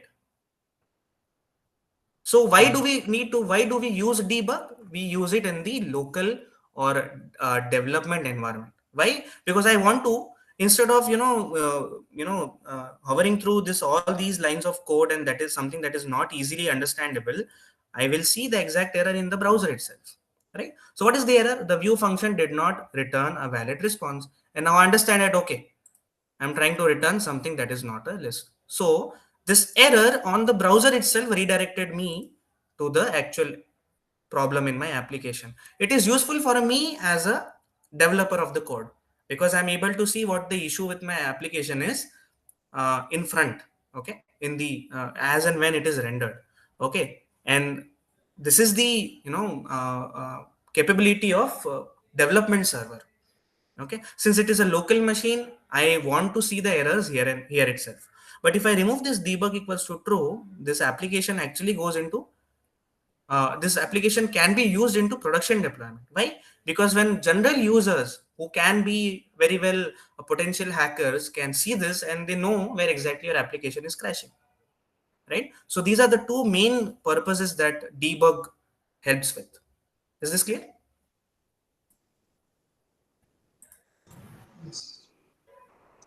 Yes, sir.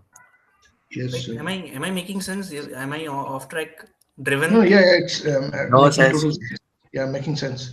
So in the development environment, we'll first build the application. There would be some errors, so it Hmm. will help us to fix it. But once we know the code is good, it's running fine, Hmm. then we move it to production. That time we have to turn the debug off because we Yeah, don't want yeah, bad actors to know about our correct. application.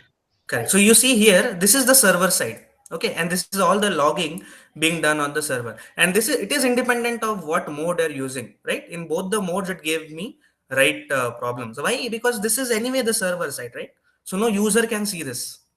What will users see? They will see the browser, Yeah. and therefore telling you or giving the information on the error is important whether when the screen is or when the interface that you are seeing is browser or not, right? Or when you are a developer or not. Okay, so it depends, or it is very important what to show on the browser screen at what place, when it is a developer or general users. Okay, and that thing is then being served by this simple debug equals to true. All right. While creating our project, we'll keep this true because of two very good reasons. One is I can see my error in the browser itself, so I don't need to go through this all the text. Okay. Second thing, it reloads my server after every minor changes. Right. Once the server is crashed, I will have to rerun it once again. Okay. So if the server is crashed, I have to rerun it. That we have to make sure. Okay. So these are the things that we generally see with running the application. Okay, so here I'll now go back to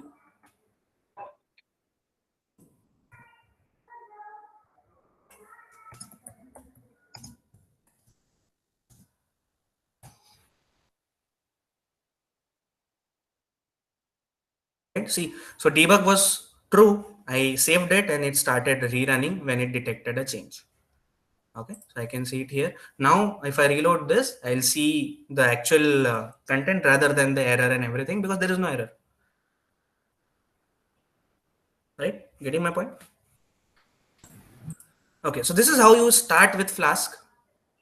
Anything else that I want to add? Okay, let me also add a small component of methods. There is one thing. So when I want to do multiple things on a single URL, so what happens generally when I, let's say we are in quick start. Okay, let me close this all because now we don't need this. So in the quick start, we have this thing, right? Quick search. Okay, now quick search was visible to me because I hit this URL. Okay, all right. Now, if I click something on this, if I write something on this, for example, debug, and I search.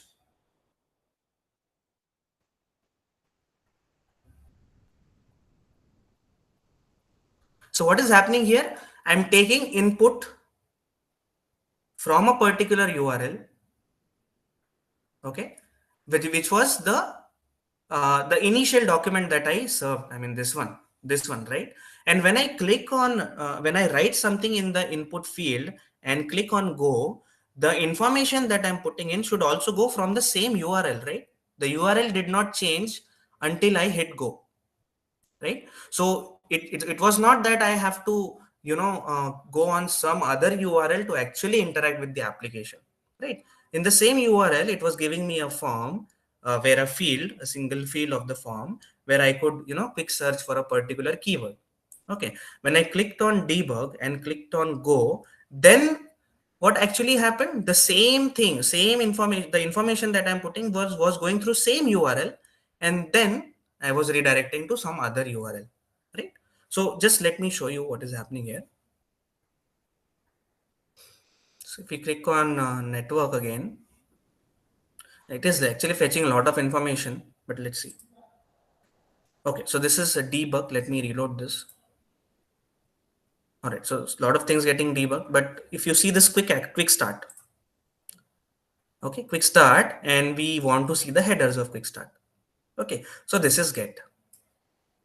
Okay, now if I click on this and write debug, and I'm writing debug because I am only thinking of that word. Okay, so you can write anything else. So if I click on debug and click on go, let's go to quick start again.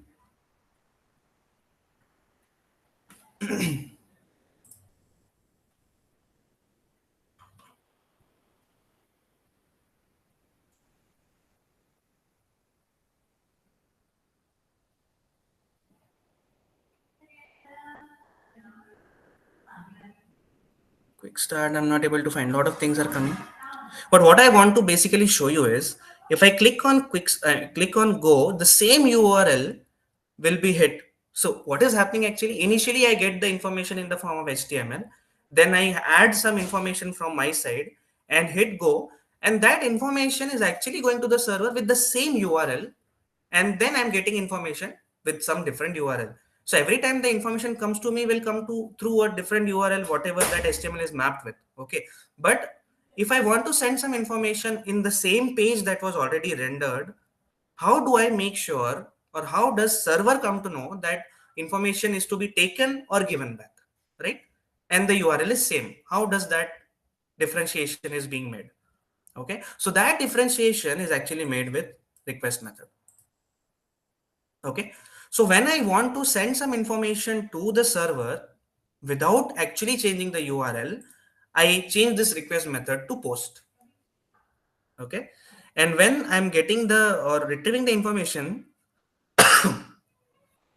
from the same URL, I will use get, right? So it is like if and else, right? So if you want to do, if this is the case, do this. If this is the case, do that. And same, both the things are happening with the same program, right? So here we are trying to do two different things with the same URL. So how to bring about that differentiation? And that is done with the help of method, request method. These are called as HTTP verbs, HTTP methods, right? How do we define that? here. Sorry. So with every URL, we also define the methods.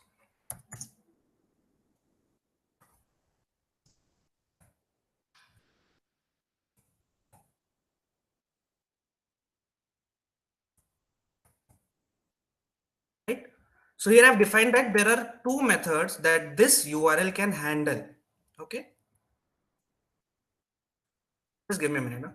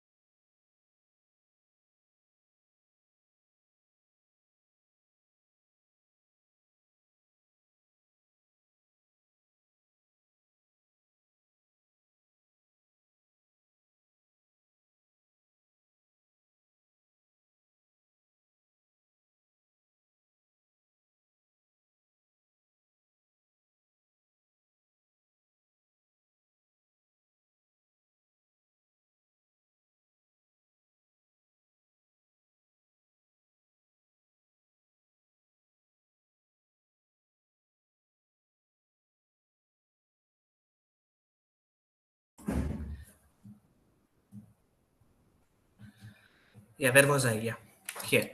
So in app.py, I have to mention that there are two methods. Okay, and I want this base URL to handle two methods. Why? Because I want to do two different things on same URL. Is this clear?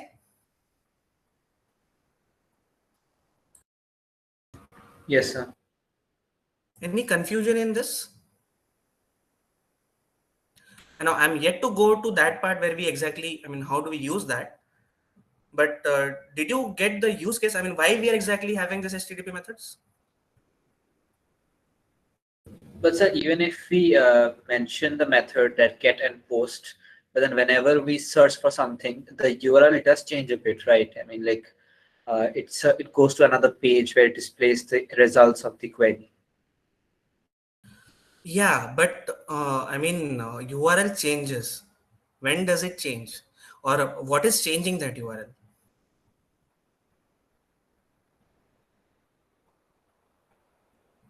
Are you saying that when we hit on, the submit or go, is that changing the URL? Or is it the response based on my input that is changing the URL? The response. Right? So for the response will come only when the request is sent. Yes. Right? So the request will be sent from the same URL, the server will process it. And since it understood that, okay, you're looking for some information that will be available in this URL, so it redirects you to another URL that you So see. basically, we are redefining the capabilities of what this particular page can do, this URL can do, whether it can send Yes. it redirect to another page or not. Yeah, and it can do that, and that's why we are looking at it one by one. Okay, so I'll just show you what I'm trying to say. This is a bit tricky, and I'll show you so that it becomes easy. Okay, and this will also help you with the lab assignment. Okay, so what I want to do here is, so let's say first, when I click on this URL, I get this my first web app, and also a field so that it asks you to add some information. So for that, I need to have field, right? So that will add. But before going to that, before going to even methods, how do we tackle one problem? What is that problem? The problem is, let's say this is not this much, my first web app, but this is this much, this whole thing. So this everything, this complete, this is an HTML file, right? This is complete HTML file. How will I render this complete HTML file with the help of this URL? I think last time you told like a comment like triple dot and then put the entire thing last session. Yeah, that's okay. That is one way. This thing, right? Multi-line comment. Yeah, that's right. Multi-line comment. But the problem with multi-line comment is The problem with multi-line comment is this.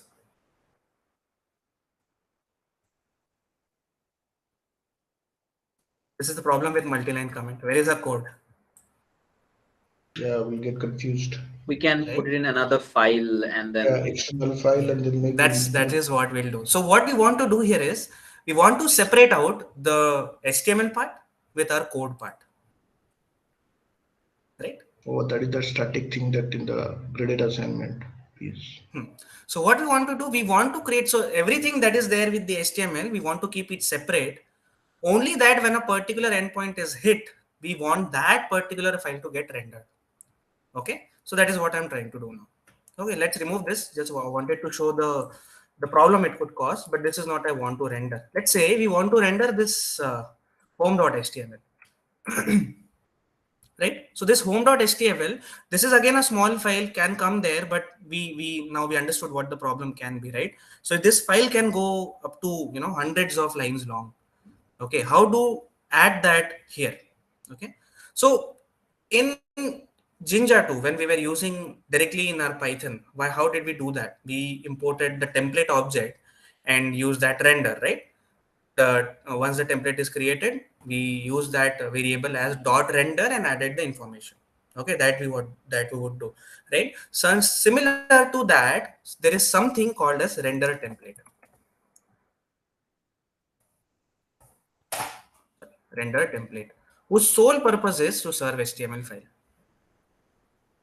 Okay, so here instead of that complete HTML file, I'll just write render template, and as an argument to render template, I'll pass on the file name that I want to pass along with the extension. Okay, so what will happen here now? When I hit this URL, it will render home.html for me. I mean, same line, one line thing, and it deals with a very big problem, right? Now there is one small, constraint that Flask puts in. Okay, the thing that it will render home.html only if it is present in templates folder. I'll show you what is happening here. So what we are trying to do here, we are trying to render home.html, and we reload this. Where is our app? So if I reload this, so my app is not defined, is already defined, right? I want to write the this thing. Oh, so what is happening here? It is saying template not found home.html, although it is there, right? Home.html is there, but it still says that it does not find home.html. Why does it say like that? Because it is looking for home.html not in current working directory, but a folder called templates. Okay, and since it could not find the templates folder, it cannot find the home.html, and thereby template not found. Okay, so what do we need to do while working with Flask app? Just create a folder called template. Templates. Let us clear that.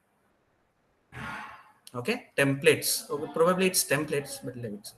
So what I will do, I will move this home.html to templates or template and see what happens. Still shows error, right? So it is templates. So the relative reference has to change down. So we have to give slash before home HTML. Wait.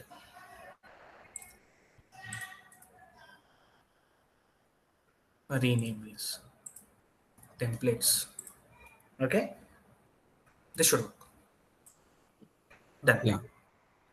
Right, so there is this default folder that Flask works with, right? So the templates folder has to be created, and all the HTML file has to be added to that folder so that it can be rendered, right? So the other file, which is table.html, what I'll do, I'll use this render underscore template and use it for the another route, right? And here I'll write table.html.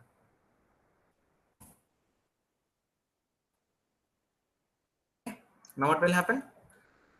My index.html or home.html is mapped with base URL, and table.html is mapped with my app, right? So see, right? The problem is with image, so we don't have to worry about that for now, because we are changing the path, so that same thing has to be changed in the HTML file, right? So we don't have to worry about that for now. We have a very good workaround for that. But we are not looking at it for now. But you understand the thing? So here, if you want to render certain HTML file using Flask, you have to add it into templates folder. Okay, right? And this is how you map every URL with with an HTML file. So same thing is happening with this Flask documentation also. So whenever I click on this URL, this HTML is getting found, right, or getting rendered. When I click on any other URL, any other will get rendered, right? So how is that happening? Because every URL is mapped with an HTML file. Okay, so that is this mapping. Okay, and the very important method of Flask render template, right? Now I'll talk about this get and post. Okay, so here just like two conditions, right? So get is one condition, post is one condition. Okay, so if get is the method, do something. If post is the method, do something, right? So how do we do that? We just have to write the if else statement, right? So if what are we checking exactly? Method, right? Method of what? Request, right? So here we have to write request dot method. If request dot method is what? Get return home.html. Okay, if it is not get or if it is post or yeah, else render template here, this also can be done, right? So I want to do two different things with two different things. Okay, now the problem, there is one problem. By default in any browser, by default the request method will be get. Okay, so how do I change that request method to post? Okay, because if I don't do that, I won't be able to render table.html through this route ever, right? So by default this method will be, I mean, in the browser, if I see in most of the network that we saw, the request method was get only, right? I wanted to show you post, but the so many pages were getting loaded, so I could not actually pinpoint the page. But mostly every time when you look for a resource in a browser, it will be by get method. Okay, so one way to trigger post method is forms. Okay, that is why we link the data that we want to send to the server with the HTTP post method. Okay, so let me show you that. So instead of doing this, I'll remove this everything, and instead of this get, I'll add post. Okay, because see, if the default method is get, I don't need to specify if the method is get. Why? Because default method is get. Okay, so I don't need to specify. If I mean directly, if I write this render template anything, it will be rendered because my default method is get. Okay, so what I'll do, I'll write that outside. Okay, this home.html, the render template of that will be written outside. So this completely I'll copy from here. I'm not writing it within if, so I'll take care of the indentation and I'll change this home.html. Okay, if request.method is post, then we don't know what to do. We'll write pass.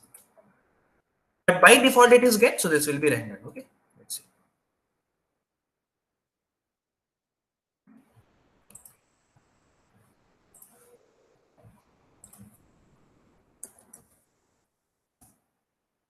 Request. Okay, fine.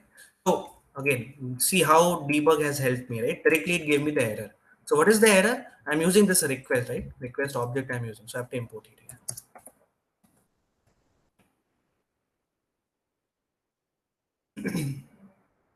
Okay, so I reload this, I get, okay, my home.html is rendered, and by default the method is get, so I need not explicitly specify it. Now how do I make use of this post?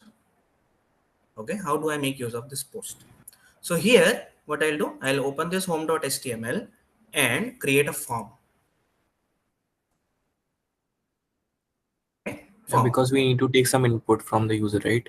Right. We need to take some input from the user, and that input should appear in the file that is directly getting rendered through get. What is directly getting rendered through get? Home.html. That's why that is the place where I can take inputs from. right? So this is why I'll add my form in the home.html. Okay. Now in home.html, I'll add a form. I can write my name, my underscore name equals to, or just write it like this, and then we'll have to put in the fields input. Okay, input. Now in this input, there are multiple things that we need to take care of. One is ID. Okay, we have to assign some ID, let's say name. Okay, and then there is value. Okay, so value is name again. Let's say we put name. Okay, let's see how it gets rendered. Okay, and then when I put the name, I also have to specify a button where I submit the data, right? So that I'll do with again input type, and within this input I'll have to specify the type as submit. And here, sorry, this type, and here in input, I here also have to specify type, what type of input I'm taking. So the type of input that I'm taking is text input. That's all.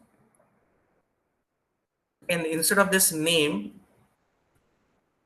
we take name. So the attribute is actually name. Okay. Actually, the attribute name is name.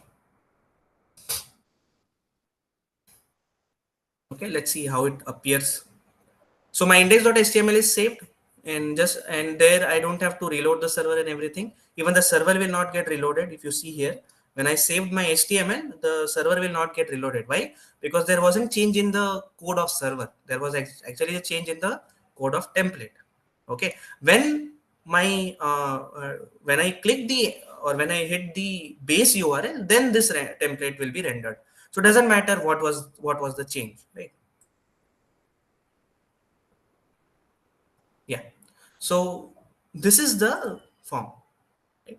Now, if I click on this form, I can take the data, and whatever value I put in here will be assigned to that name here. That will be assigned to this name. Okay. I will show you what I'm saying. Okay. Now, how do I trigger this form? Right? Because if I'm putting my data and submitting something, again, I'm trying to request something to the server, right? And how do we do that? With the help of URL.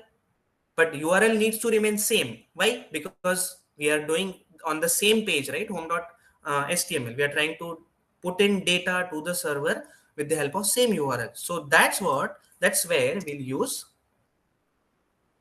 the method, right? So here I'll specify what method I'm using, right? And here I'll say post. Okay.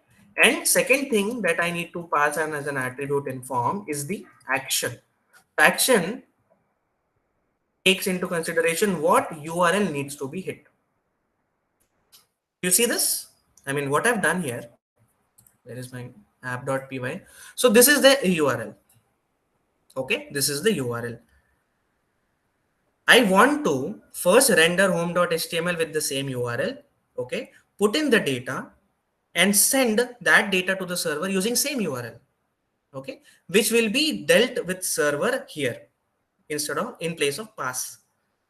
Okay, I mean, server is getting some data, so what to do with that data, right? So that we will take care later. Okay, but how does server know that this data has to be processed from here? Because of this, right? This condition.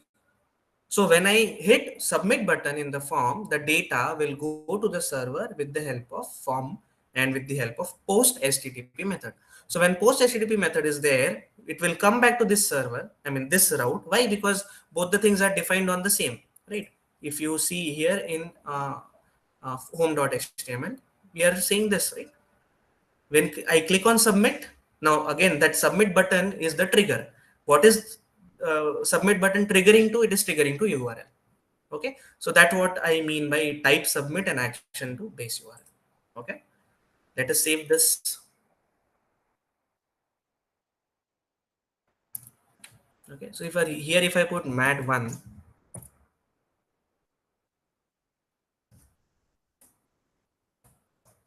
mad1 and hit submit, You see that it is appearing here, name mad1 plus 1. Okay.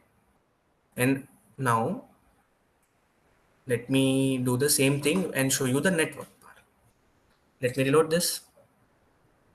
And then in the network, yeah, so there is this, right? So you get this first from get, right? And then you have to specify if the request dot method was post, the data will go with post. Okay. Here is app.py here.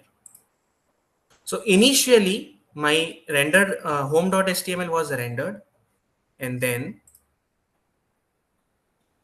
in the home.html I had this table where I have specified method as post and action was this, right? Where am I? In the browser. So let me reload.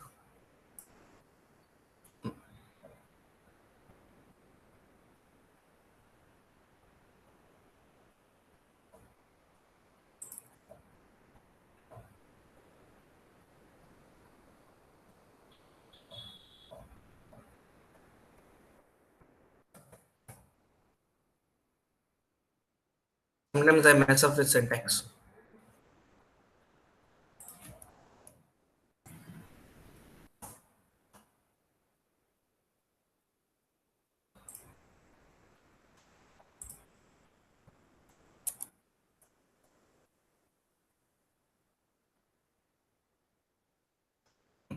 So here I got this data. Now let me put mad1 and submit it.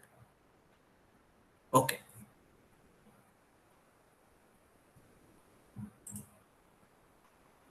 Right. So here initially, see, the request method has now changed to post. Okay. Now, how do I see what data was sent to the server? How do I see that? You see this payload. Initially, it was not there. Okay. Let us see this one. Right. So this is get. Right. So when I simply type this, this page was loaded. How was this page loaded? Because the default HTTP method was get, and this is the information about that page. Okay, so request method was get, and this, right? How do I make sure, or why was server able to send or render home.html when request method was get? Because I've specified it here in app.py. Okay, but when I wrote mad1 and hit submit, see the same thing happened. The URL did not change, but now the status code is okay and the request method becomes post. And there is one tab that is added called as payload. What is payload? Payload stores the data that you store. Okay. Now, if you see this, the key and value, key is name, and the actual value is mad1. So this mad1 is understood that, okay, I've put mad1, so it will come as mad1. But what is this name? How did the server know to save it as name? That I've specified in form, right? So the name is predefined attribute, but whatever I give here, okay. So let's say if I write course, okay, and save it, okay, course and save, and let me do this all everything again. Okay, so initially header 200, okay, method A, where is method? Wait, is it coming? Okay, top or bottom? Post. Yeah, so this changed, and let me put mad1 here. Let's say mad2, submit. So we got another entry here, and it has payload course mad2, right? So attribute and form are this attribute and form are actual representation of how to deal with the data. Okay, whatever you put in the input field, what to store them. So this is actually the variable name, and whatever you put in is the variable value. Okay, and it is stored in the as the key value pair, which is available here, right, in the payload. Okay, and both the cases you see that in the first case also the URL remains same, and in the second case also the URL remains same. Okay, where is this difference coming from? This difference is coming from the this method, actually, right? Now I have the data. right? Course. I have the data course colon mat2, right? How do I use that data? I'll use this request, or I can just make a variable course, okay? And here I have to use request dot form, request dot form dot get, and here you have to write pass on the actual attribute name what I've given in the HTML. This, so I'll pass here. Course. Okay. Now once this is done, the payload thing will be received by my server as a variable course. Okay. And when this is done, I can simply render it. Render template. Let me create another template. And let me create another template within the templates folder, right? Course.html. So in course.html, I'll create boilerplate and everything. And here in h1,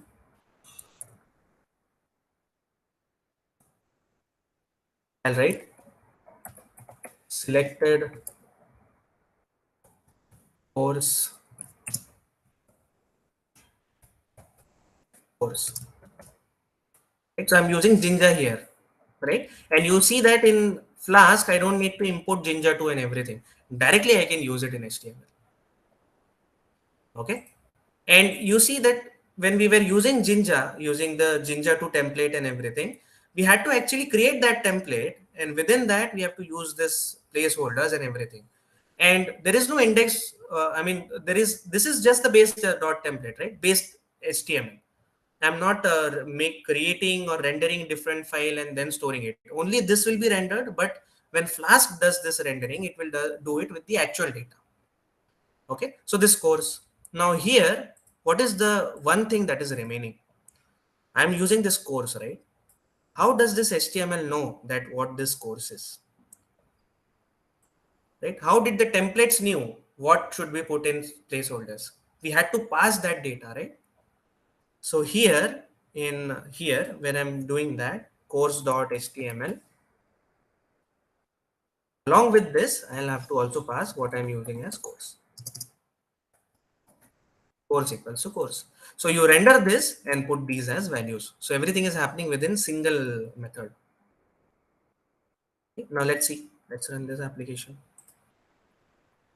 Close this everything. Okay, so we reloaded this selected course mat2, right? Because the data was already there.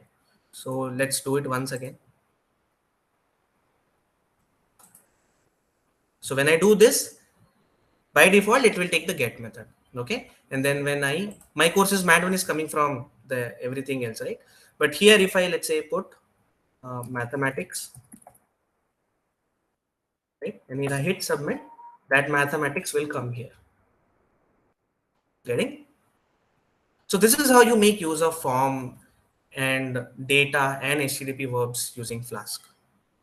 Anything bit tricky, bit confusing. Sometimes I get confused only because I see a lot of URLs, but uh, I mean, I was actually getting confused by these things, the network things that I was showing you.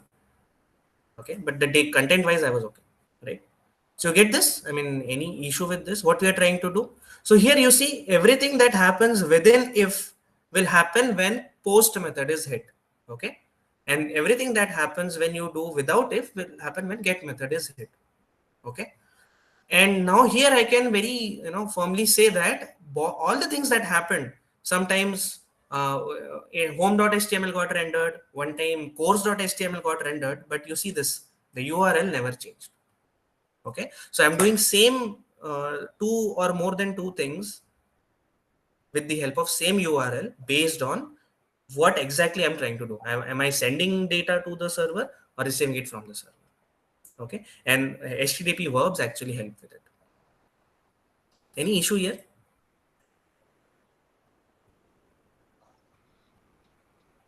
So based on this today's discussion, we have to go through and work with this flux, then may come up with doubt. Sure. Yeah, a lot of So things I've given. But I mean, yeah, so I mean, you go through this session once again and Hmm. probably some things will clear. So can you share that Flux document, sir? Link Which one? in chat. The document that you have shown, no? Flask, the link for that. This last documentation you want to see? Yeah, yeah. Just So link that. you, okay, so you want me to share the link? Okay, so we go to Sir, quick start. you're talking about this session, right? To go through again, right? Yeah, yeah, I mean, if it is okay, you understood it, you can go ahead with the Uh, lab assignment, no it is issues. next to impossible to digest everything, sir. Okay, okay, fine, fine, fine. But did I make sense? Did you, were you getting the idea what I was trying to do? Yes, sir, we have Yeah. got some idea, and now we have to practice a lot. Then No, we no, have. you go through these, this video, this part of video once again. What I'm doing with post, what I'm doing with form. See, the problem with post is get by default browsers will do that. But the problem with post is you cannot, trigger post method. See, I'm writing this code. If the request dot method is post, do all these things and render this and this and this. Okay. The line number 8 and 9 will happen if the request dot method is post. That is okay. I understood. I guess you all got understood. But Hmm. how do I make sure that the request dot method is post? Or how do I hit a URL with post method? So See, that is see, done by forms. So Yeah. HTML, where is that? Yeah, home.html. When I mention method equals to post here, the form element has two attributes. Just like image element, right? It has two attributes. One is the src, where I actually put the URL of image that I want to render, and second is alternate text. Okay. Similarly, form has two attributes. One is method. Most cases it will be post, because that is the only way. I mean, not the only way, you will see multiple ways later, but at present we see that post is the, or form is the only way I can use post method. So this is by default there, right? Method equals to post. This is you, this is what you want to use only every time. But next thing is action, right? So what does this action mean? This action means, see, when you are clicking on submit, on when you click on submit, the application should do something. How it will do something? When it triggers to an endpoint, then only the server will respond, right? So that triggering is done by this action attribute. So whenever, so this action and submit are implicitly connected through form. So whenever you click on submit, whatever URL is here will be hit. Okay. So if I change this to app underscore, sorry, my underscore app. My underscore app. So I had a question. Yeah, yeah. Go ahead. I'll answer. So why were you so adamant about using the same URL to perform all the different actions? Like you were stressing on that fact a lot of the times during the session. See, because I want to, I mean, see, if I get information on one page, right? I want the information to be to go to the server from the same page, right? How will the server understand where this information is coming from? Sorry. Okay, that makes See, sense. where did you give the information? On the Where home did you page. give the information? Home page, right? Yeah. Now, if you give another URL, when submit, you give any other URL, what will happen? Information is lost. Because see, when I Yeah. opened this, where is that? Here, no, where? Okay, so when I open this view page source inspect, okay, so in the network, when I reload this, in the network, this payload, it is coming when is it coming? When I'm talking about this page, right? The very first page that was coming, that was Hmm. rendered with get, right? So if we go back, this one, okay, all right. So here, get, okay. So the information that I put here will come from this page only, right? So here, how do you make sure that, server take information from the same page but respond to different page? How do you do that? Or does it make sense? So here we have to make sure that the URL remains same, the request URL remains same, because you are giving information with one URL and you are telling server to handle some other URL. What about the information? How do you link the information and give it to the server? So maybe one way, I don't know, please correct me if thought process is wrong.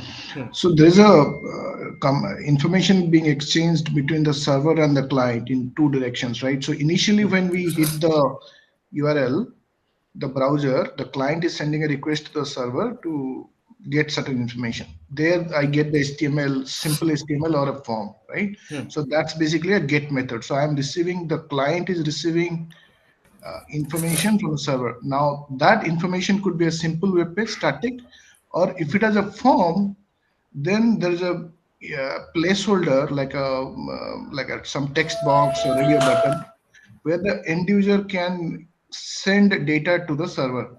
So in that case, once we kind of fill in this case, MAD1 or MAD2, the data is entered by the user or the client, and then once I hit submit, then it goes to the server using the post method, and then the server knows that okay, I've got this data, and then it does the processing.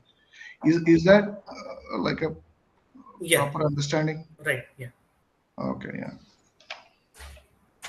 All right. So, I mean, you are sending data to the server with one page, right? So you need to make sure that the data that is going to the server is actually received by the server. How does the server make sure that the data is received by it? By keeping the URL same. Okay. Now, if you want to keep the URL same but have different functionalities, how do you do that? You do that with the help of changing the methods, right? Now, web has this way of defining the method. I mean, see, get by itself, I mean, internally, implicitly, they have different features which I'll come to later. But get, as you can understand, will be there to get information from the server. Post, send information to the server. They can be taken as their literal meaning. Okay, but what is actually the change in the methods that we'll see later? Okay, so thank you. Okay, so is this clear? So I mean, you go through this video a couple of times, then you'll be in a position to, let's say, do some continuation with your lab assignment. Okay, then watch screencast, then you will build up on this information, and then watch the live solver instructor session that we'll have on Saturday.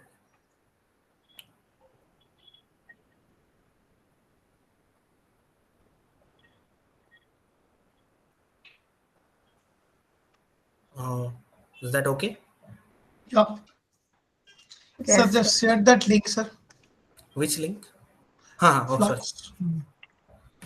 Yeah, so this is Flask palette project. No, this is SQL Alchemies. Don't see this. Yeah, this one. Okay, so in the quick start, not even here. Wait, I'll share. Okay, here, Flask. Okay, so this is something that you have to look at.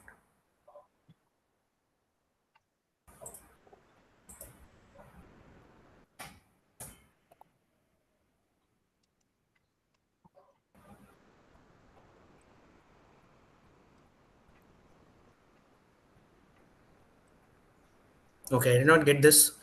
Uh, okay, fine.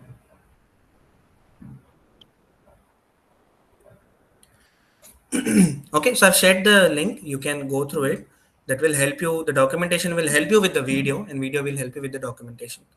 Okay, Uh, and yeah, Viral, go. Sir, can I like redirect from the home page to my underscore app Yes, using you the can. anchor tag, because it's not rendered by the Flask first of all, because we are just rendering the home page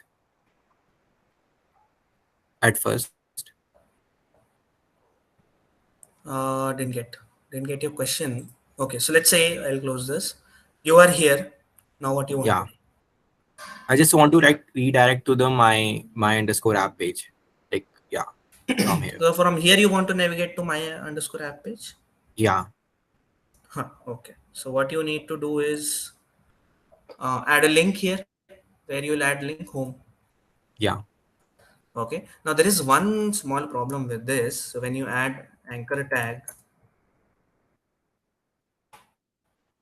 when you tag anchor tag and write this href equals to table, right? Or what you where do you want to go? My underscore app. Otherwise, it will just show me the table, which I don't want.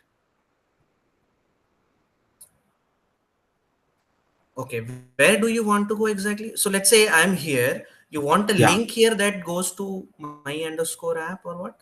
yeah.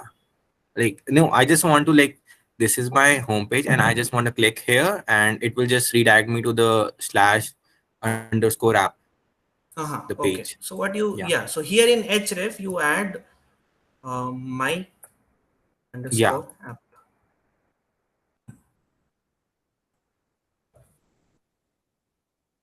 Yeah, this will do.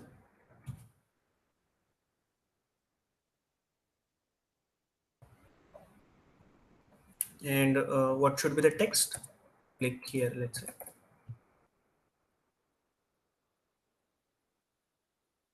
this will do. Okay.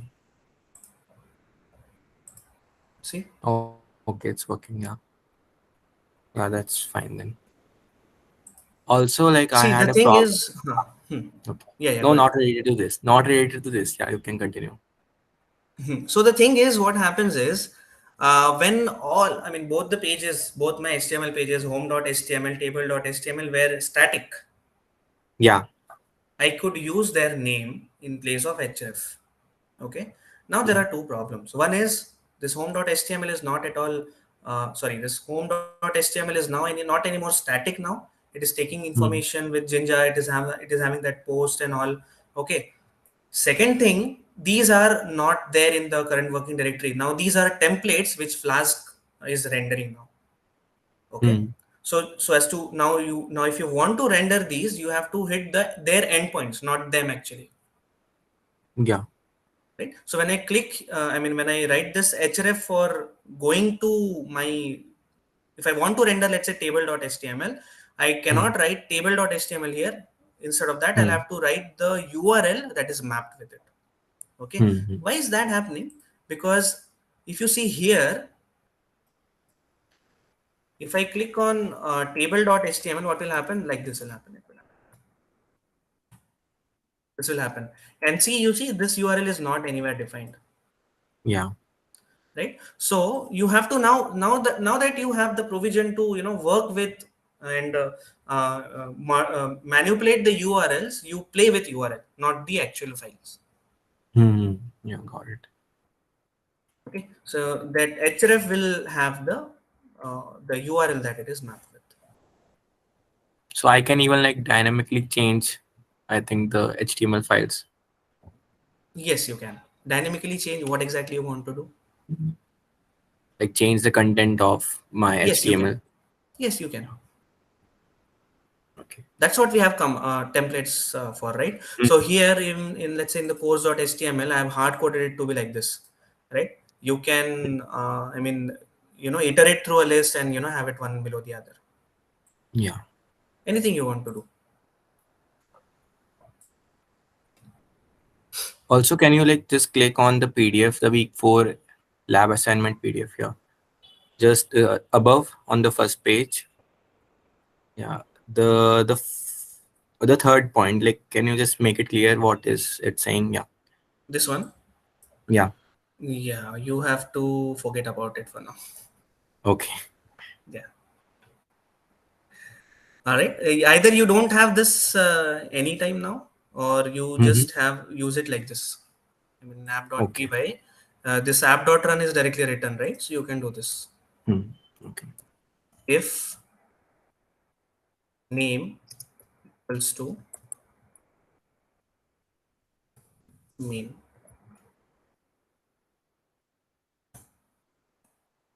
This is what you have to do.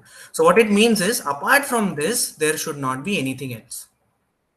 I mean, Okay. for example, you cannot have any different functions defined above and run here, Hmm. Okay. right? So that is not. I can So run without it, or is it compulsory to like put this if? I would suggest you to do this. Okay. Okay, but why are we exactly using this? Don't need to worry about it for now. Okay. Okay, so for those who have doubt in this, if name equals to main, what you have to do is once your application is done, the run call, right, app dot run call, you have to place it within in the condition of if name equals to main. Okay, that's what you have to do. Why exactly are we doing this will be clear as we move ahead. Okay, so there is no point in explaining it now. All right. Yeah.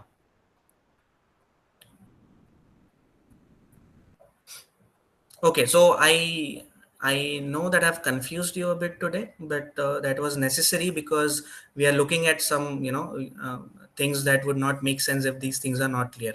Okay, so we will go try to clear this as far as possible. If anything regarding today's session is not clear, you let me know on Discord and I'll try to clear. Okay, and I'm hoping to get it, make it more clear in the Solve with Instructor session. Okay, so you can watch this session multiple times because you want to understand what post is doing, where exactly are we using form, and why are we doing that.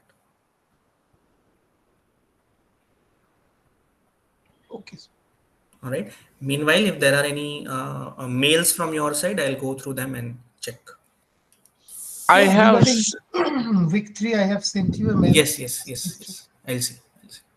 regarding week 1 and 2, I have sent an email. My test score says is 66.67 and 1 for the CSS. So I do not know exactly what is wrong or what I missed. CSS.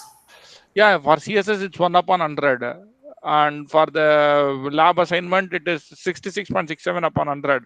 So one thing I suggesting, okay, if we run the private test cases before what do you call it, before the as soon as we submit, right? If we get the scores, and if our scores are not, score is not good, then we'll get a chance to reevaluate our code. This being now after that deadline has passed, I'm being told that it's only 66.67. I do not know what I missed. I could have missed something. I'm not saying that I missed anything or I'm perfect. I'm saying Yeah, yeah, if I get it. I get it. I'll see. I mean, you'll definitely get the reports where you went wrong.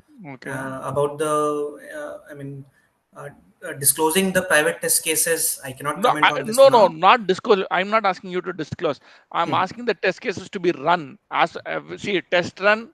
We are doing it against the public test cases. Okay, once it is once the score is 100 or something like that, then we submit it, right? As soon as we submit it, let it run again the private test cases, and the scores be displayed there itself. And if the scores are displayed, if the score is low, we will get a chance to rework on our code before the deadline, right? Yeah, got it. Yeah, I'll try to. I'll see what can be done. Okay, Sure. I'll put it to the team and the professor See, itself. even And Code Jeff, which was organized, right, before the deadline, even if we submit, it will say all test cases are done or all test cases are not done. So we have time till the deadline to make our code as perfect as possible, and it will yeah, yeah, help I got us. your point. I'm getting your point. Yeah, I'll put it through the my seniors and see what can be done. Okay, Shrikant, right? Shrikant, sorry, What your name? Your name I forgot. I'm Adarsh. Adarsh. Okay, okay. Your Yeah. voice sounded familiar, like another instructor, Shrikant Venkateshan. So Okay, okay, fine. that's fine. Thanks. Thank you. Sir, I had a doubt in week three. Yes, go ahead. Yeah, in week three lab assignment. In week three lab assignment, do we need to use Jinja group by, or can we use filters in Python and we can render it? Yeah, so see, any manipulation if there is there, you do it with Python and simply use Jinja for rendering the data directly.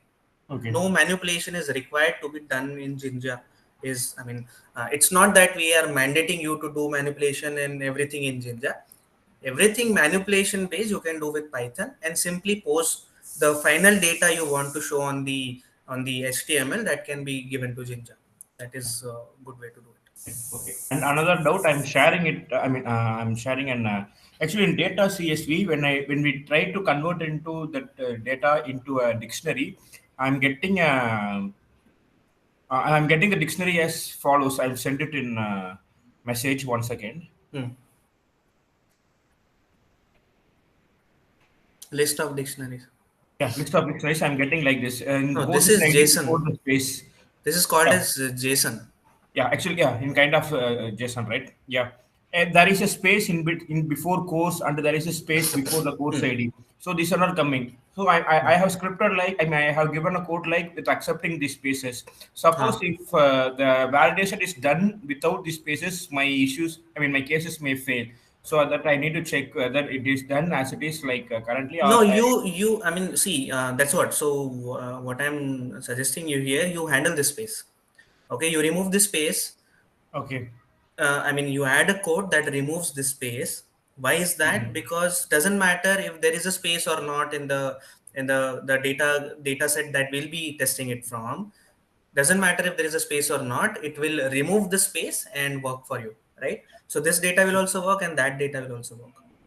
Okay, actually, I have used a function which is from the CSV that is doing like this. So, okay, I will write my own function so that it will remove the spaces. So I mean, you just what we call it. I mean, some data cleansing needs to be done. So Okay, you assume that if there is a space, how do I handle it? Okay, instead of hard coding the space. yeah, okay. Yeah. Another thing is the wireframe is available for the project or it will be late. It won't be delayed, but it will be available ASAP. Yes, sure, sure. Thanks. Thank you so much. Yeah.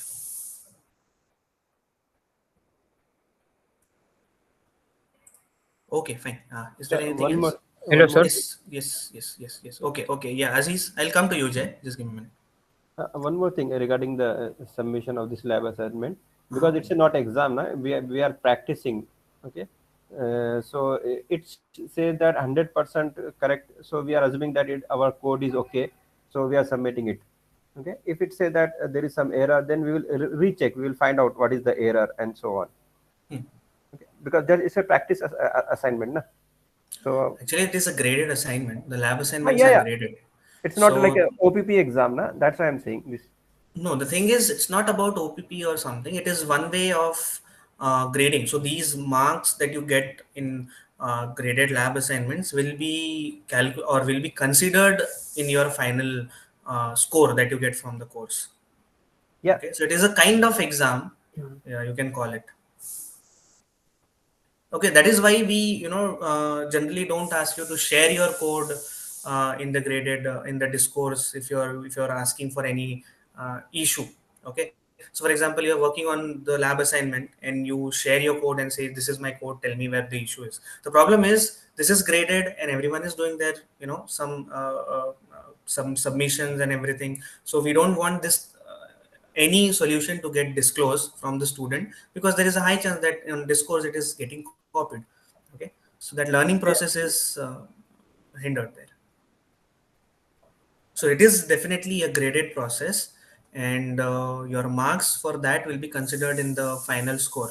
So you can consider it to be one kind of examination itself. Okay. Uh, Okay, so I mean, what you can do rather is when the deadline is not close, your specific doubt, sir, I am trying to do this, and this is the error that I'm getting. So you can share the screenshot of error and everything, so that we come to know, okay, this may have been the problem. Apart from that, when the deadline is really close and you're not really able to do what needs to be done, or you think that everything you did is correct, but you're still not able to score the right marks, the test cases are not passing. uh, I have shared my mail. You can, send your no, submission to the mail, and probably I can go through it. I may yeah, not be able to go through each and every one, but if I miss, I'm really sorry. But the thing is, I will try to go through all the submission, what yeah, we call personal submissions that are done to me through mail. yeah, no problem. But there is no error. Then how can we came to know that there is error something? So the marks are decreases. Okay, so you're Once we saying that the submit, it public says test that cases are completely passing in then later on you Huh, come to. the public test completely passing is so that 100 out of 100. Mhm. Okay, so we say that we assume that it's a correct code and we are submitting. Then after deadline, we are getting some score which is not 100. So it's a little bit Yeah, confusing. so yeah, I understand that, but that is uh, yeah. So I mean, sometime, some way you're not sticking with the problem statement. That is the only thing that I can say. But how do we rectify this is something I will discuss with the team and let you know. Okay.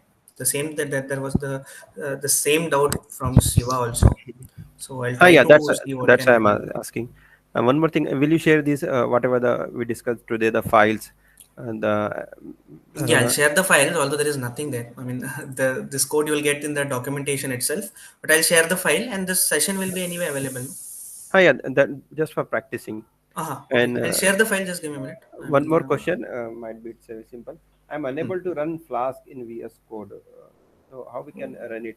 Why is I that? think I'm unable to import the Flask. Means I think we have to install some. You can say No, Flask here. that generally no. What happens is you install Flask because it is not an inbuilt library in Python. Okay, So how to one thing. install? I'm not getting. I search on the website, but I'm not getting this. Okay, fine. So you type this command. Wait.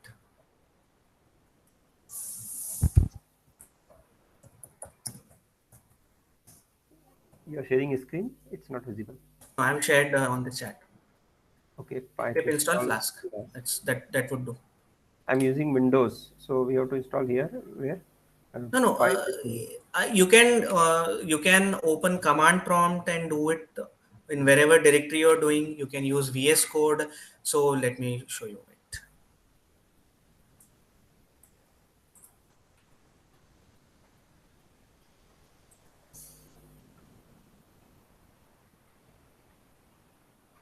So this is VS Code, right? And Yeah. here, this is your current working directory. So it will show something like this on the bottom right here, right? So here you just type pip install Flask with small f. Where? See, Here. You see method this in the terminal. in the terminal. How do Okay. you open terminal? You go to this terminal, new terminal. Okay. Ah, yeah, yeah. I understand. So So you here, go to terminal.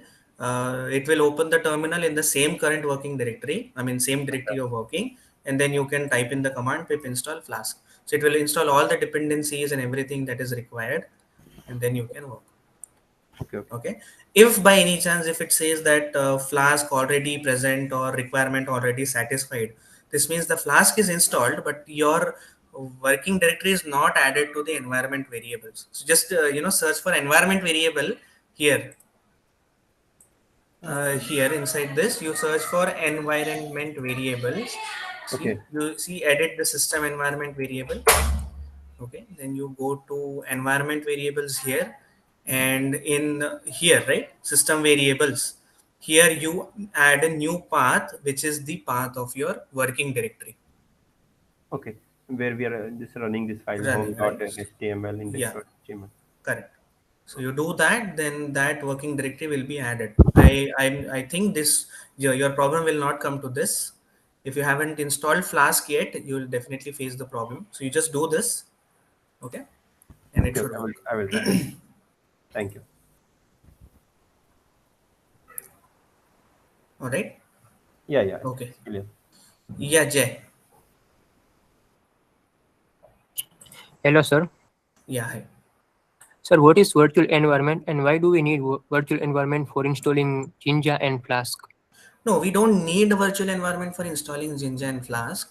The thing is, virtual environment gives you a different, it's like a baggage that you want to store every file and packages and library that you want, that you can store it in one place so that it becomes easier to share and work with.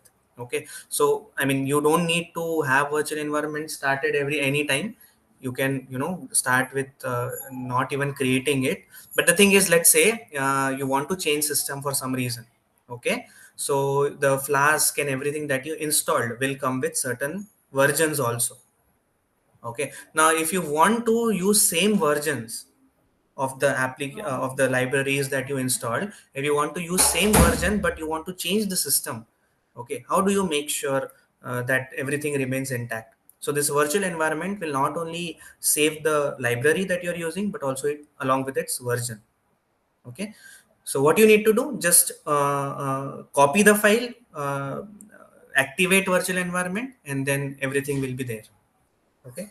So basically it is just an environment that, keep all the libraries and packages and their versions intact. Okay. Do you need it every time? You don't need to. Does that Okay. make sense? So, I Okay. mean, yeah. So, if you are seeing that the screencast in some screencast that virtual environment is being created and then we are working with Flask, don't worry about that. You start directly with the part where the sir has started working on Flask. Okay, don't worry about creating virtual environment and all, because again, it has its own way in Ubuntu and then changes in Windows. Okay. Okay. Thank you.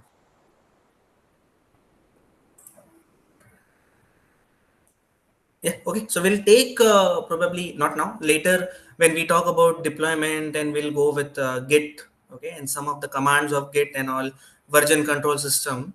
There we will talk about virtual environment in brief, okay. And I'll also introduce virtual environment in week 5, where we will discuss SQL Alchemy, okay. So don't worry about creating and working with one at this point. Okay, thanks. Okay. Okay.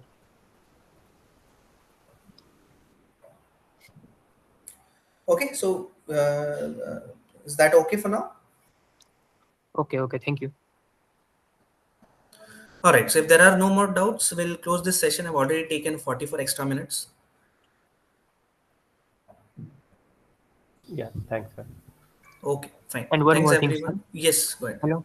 Yeah. I am using Windows. Do I need to install Ubuntu, or I can do my project on same system and Windows? No, same system. See, so I have been working on Replit and VS Code, right? So it is my Windows Okay. system. So you don't need to worry about Ubuntu and all. Because sometimes it happens that some codes the professor taught us in screencast not work in my Windows.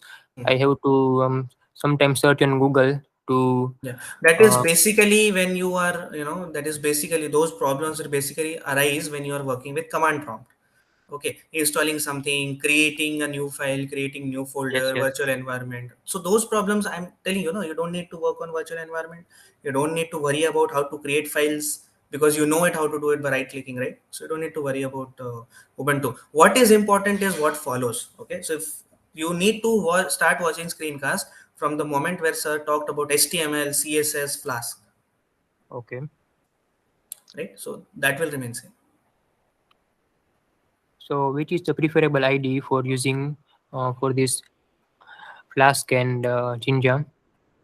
There is no preferable ID. It is about how comfortable you are with a particular ID, right? So I use Replit, I use VS Code.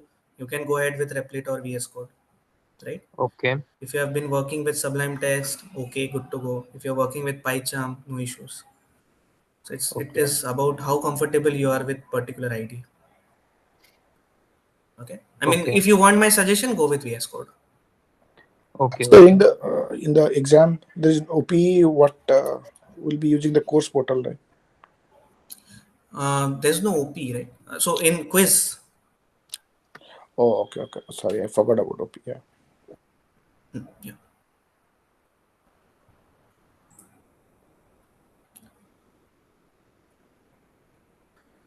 Okay. All right then. Is that it?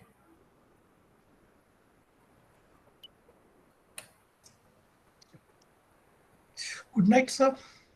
Okay, fine. Thank you very much, sir. Okay, fine. All right. My suggestion, watch this video once again. All right. Okay, guys. See you in the next session. Thanks for joining. Okay. Thank you, sir.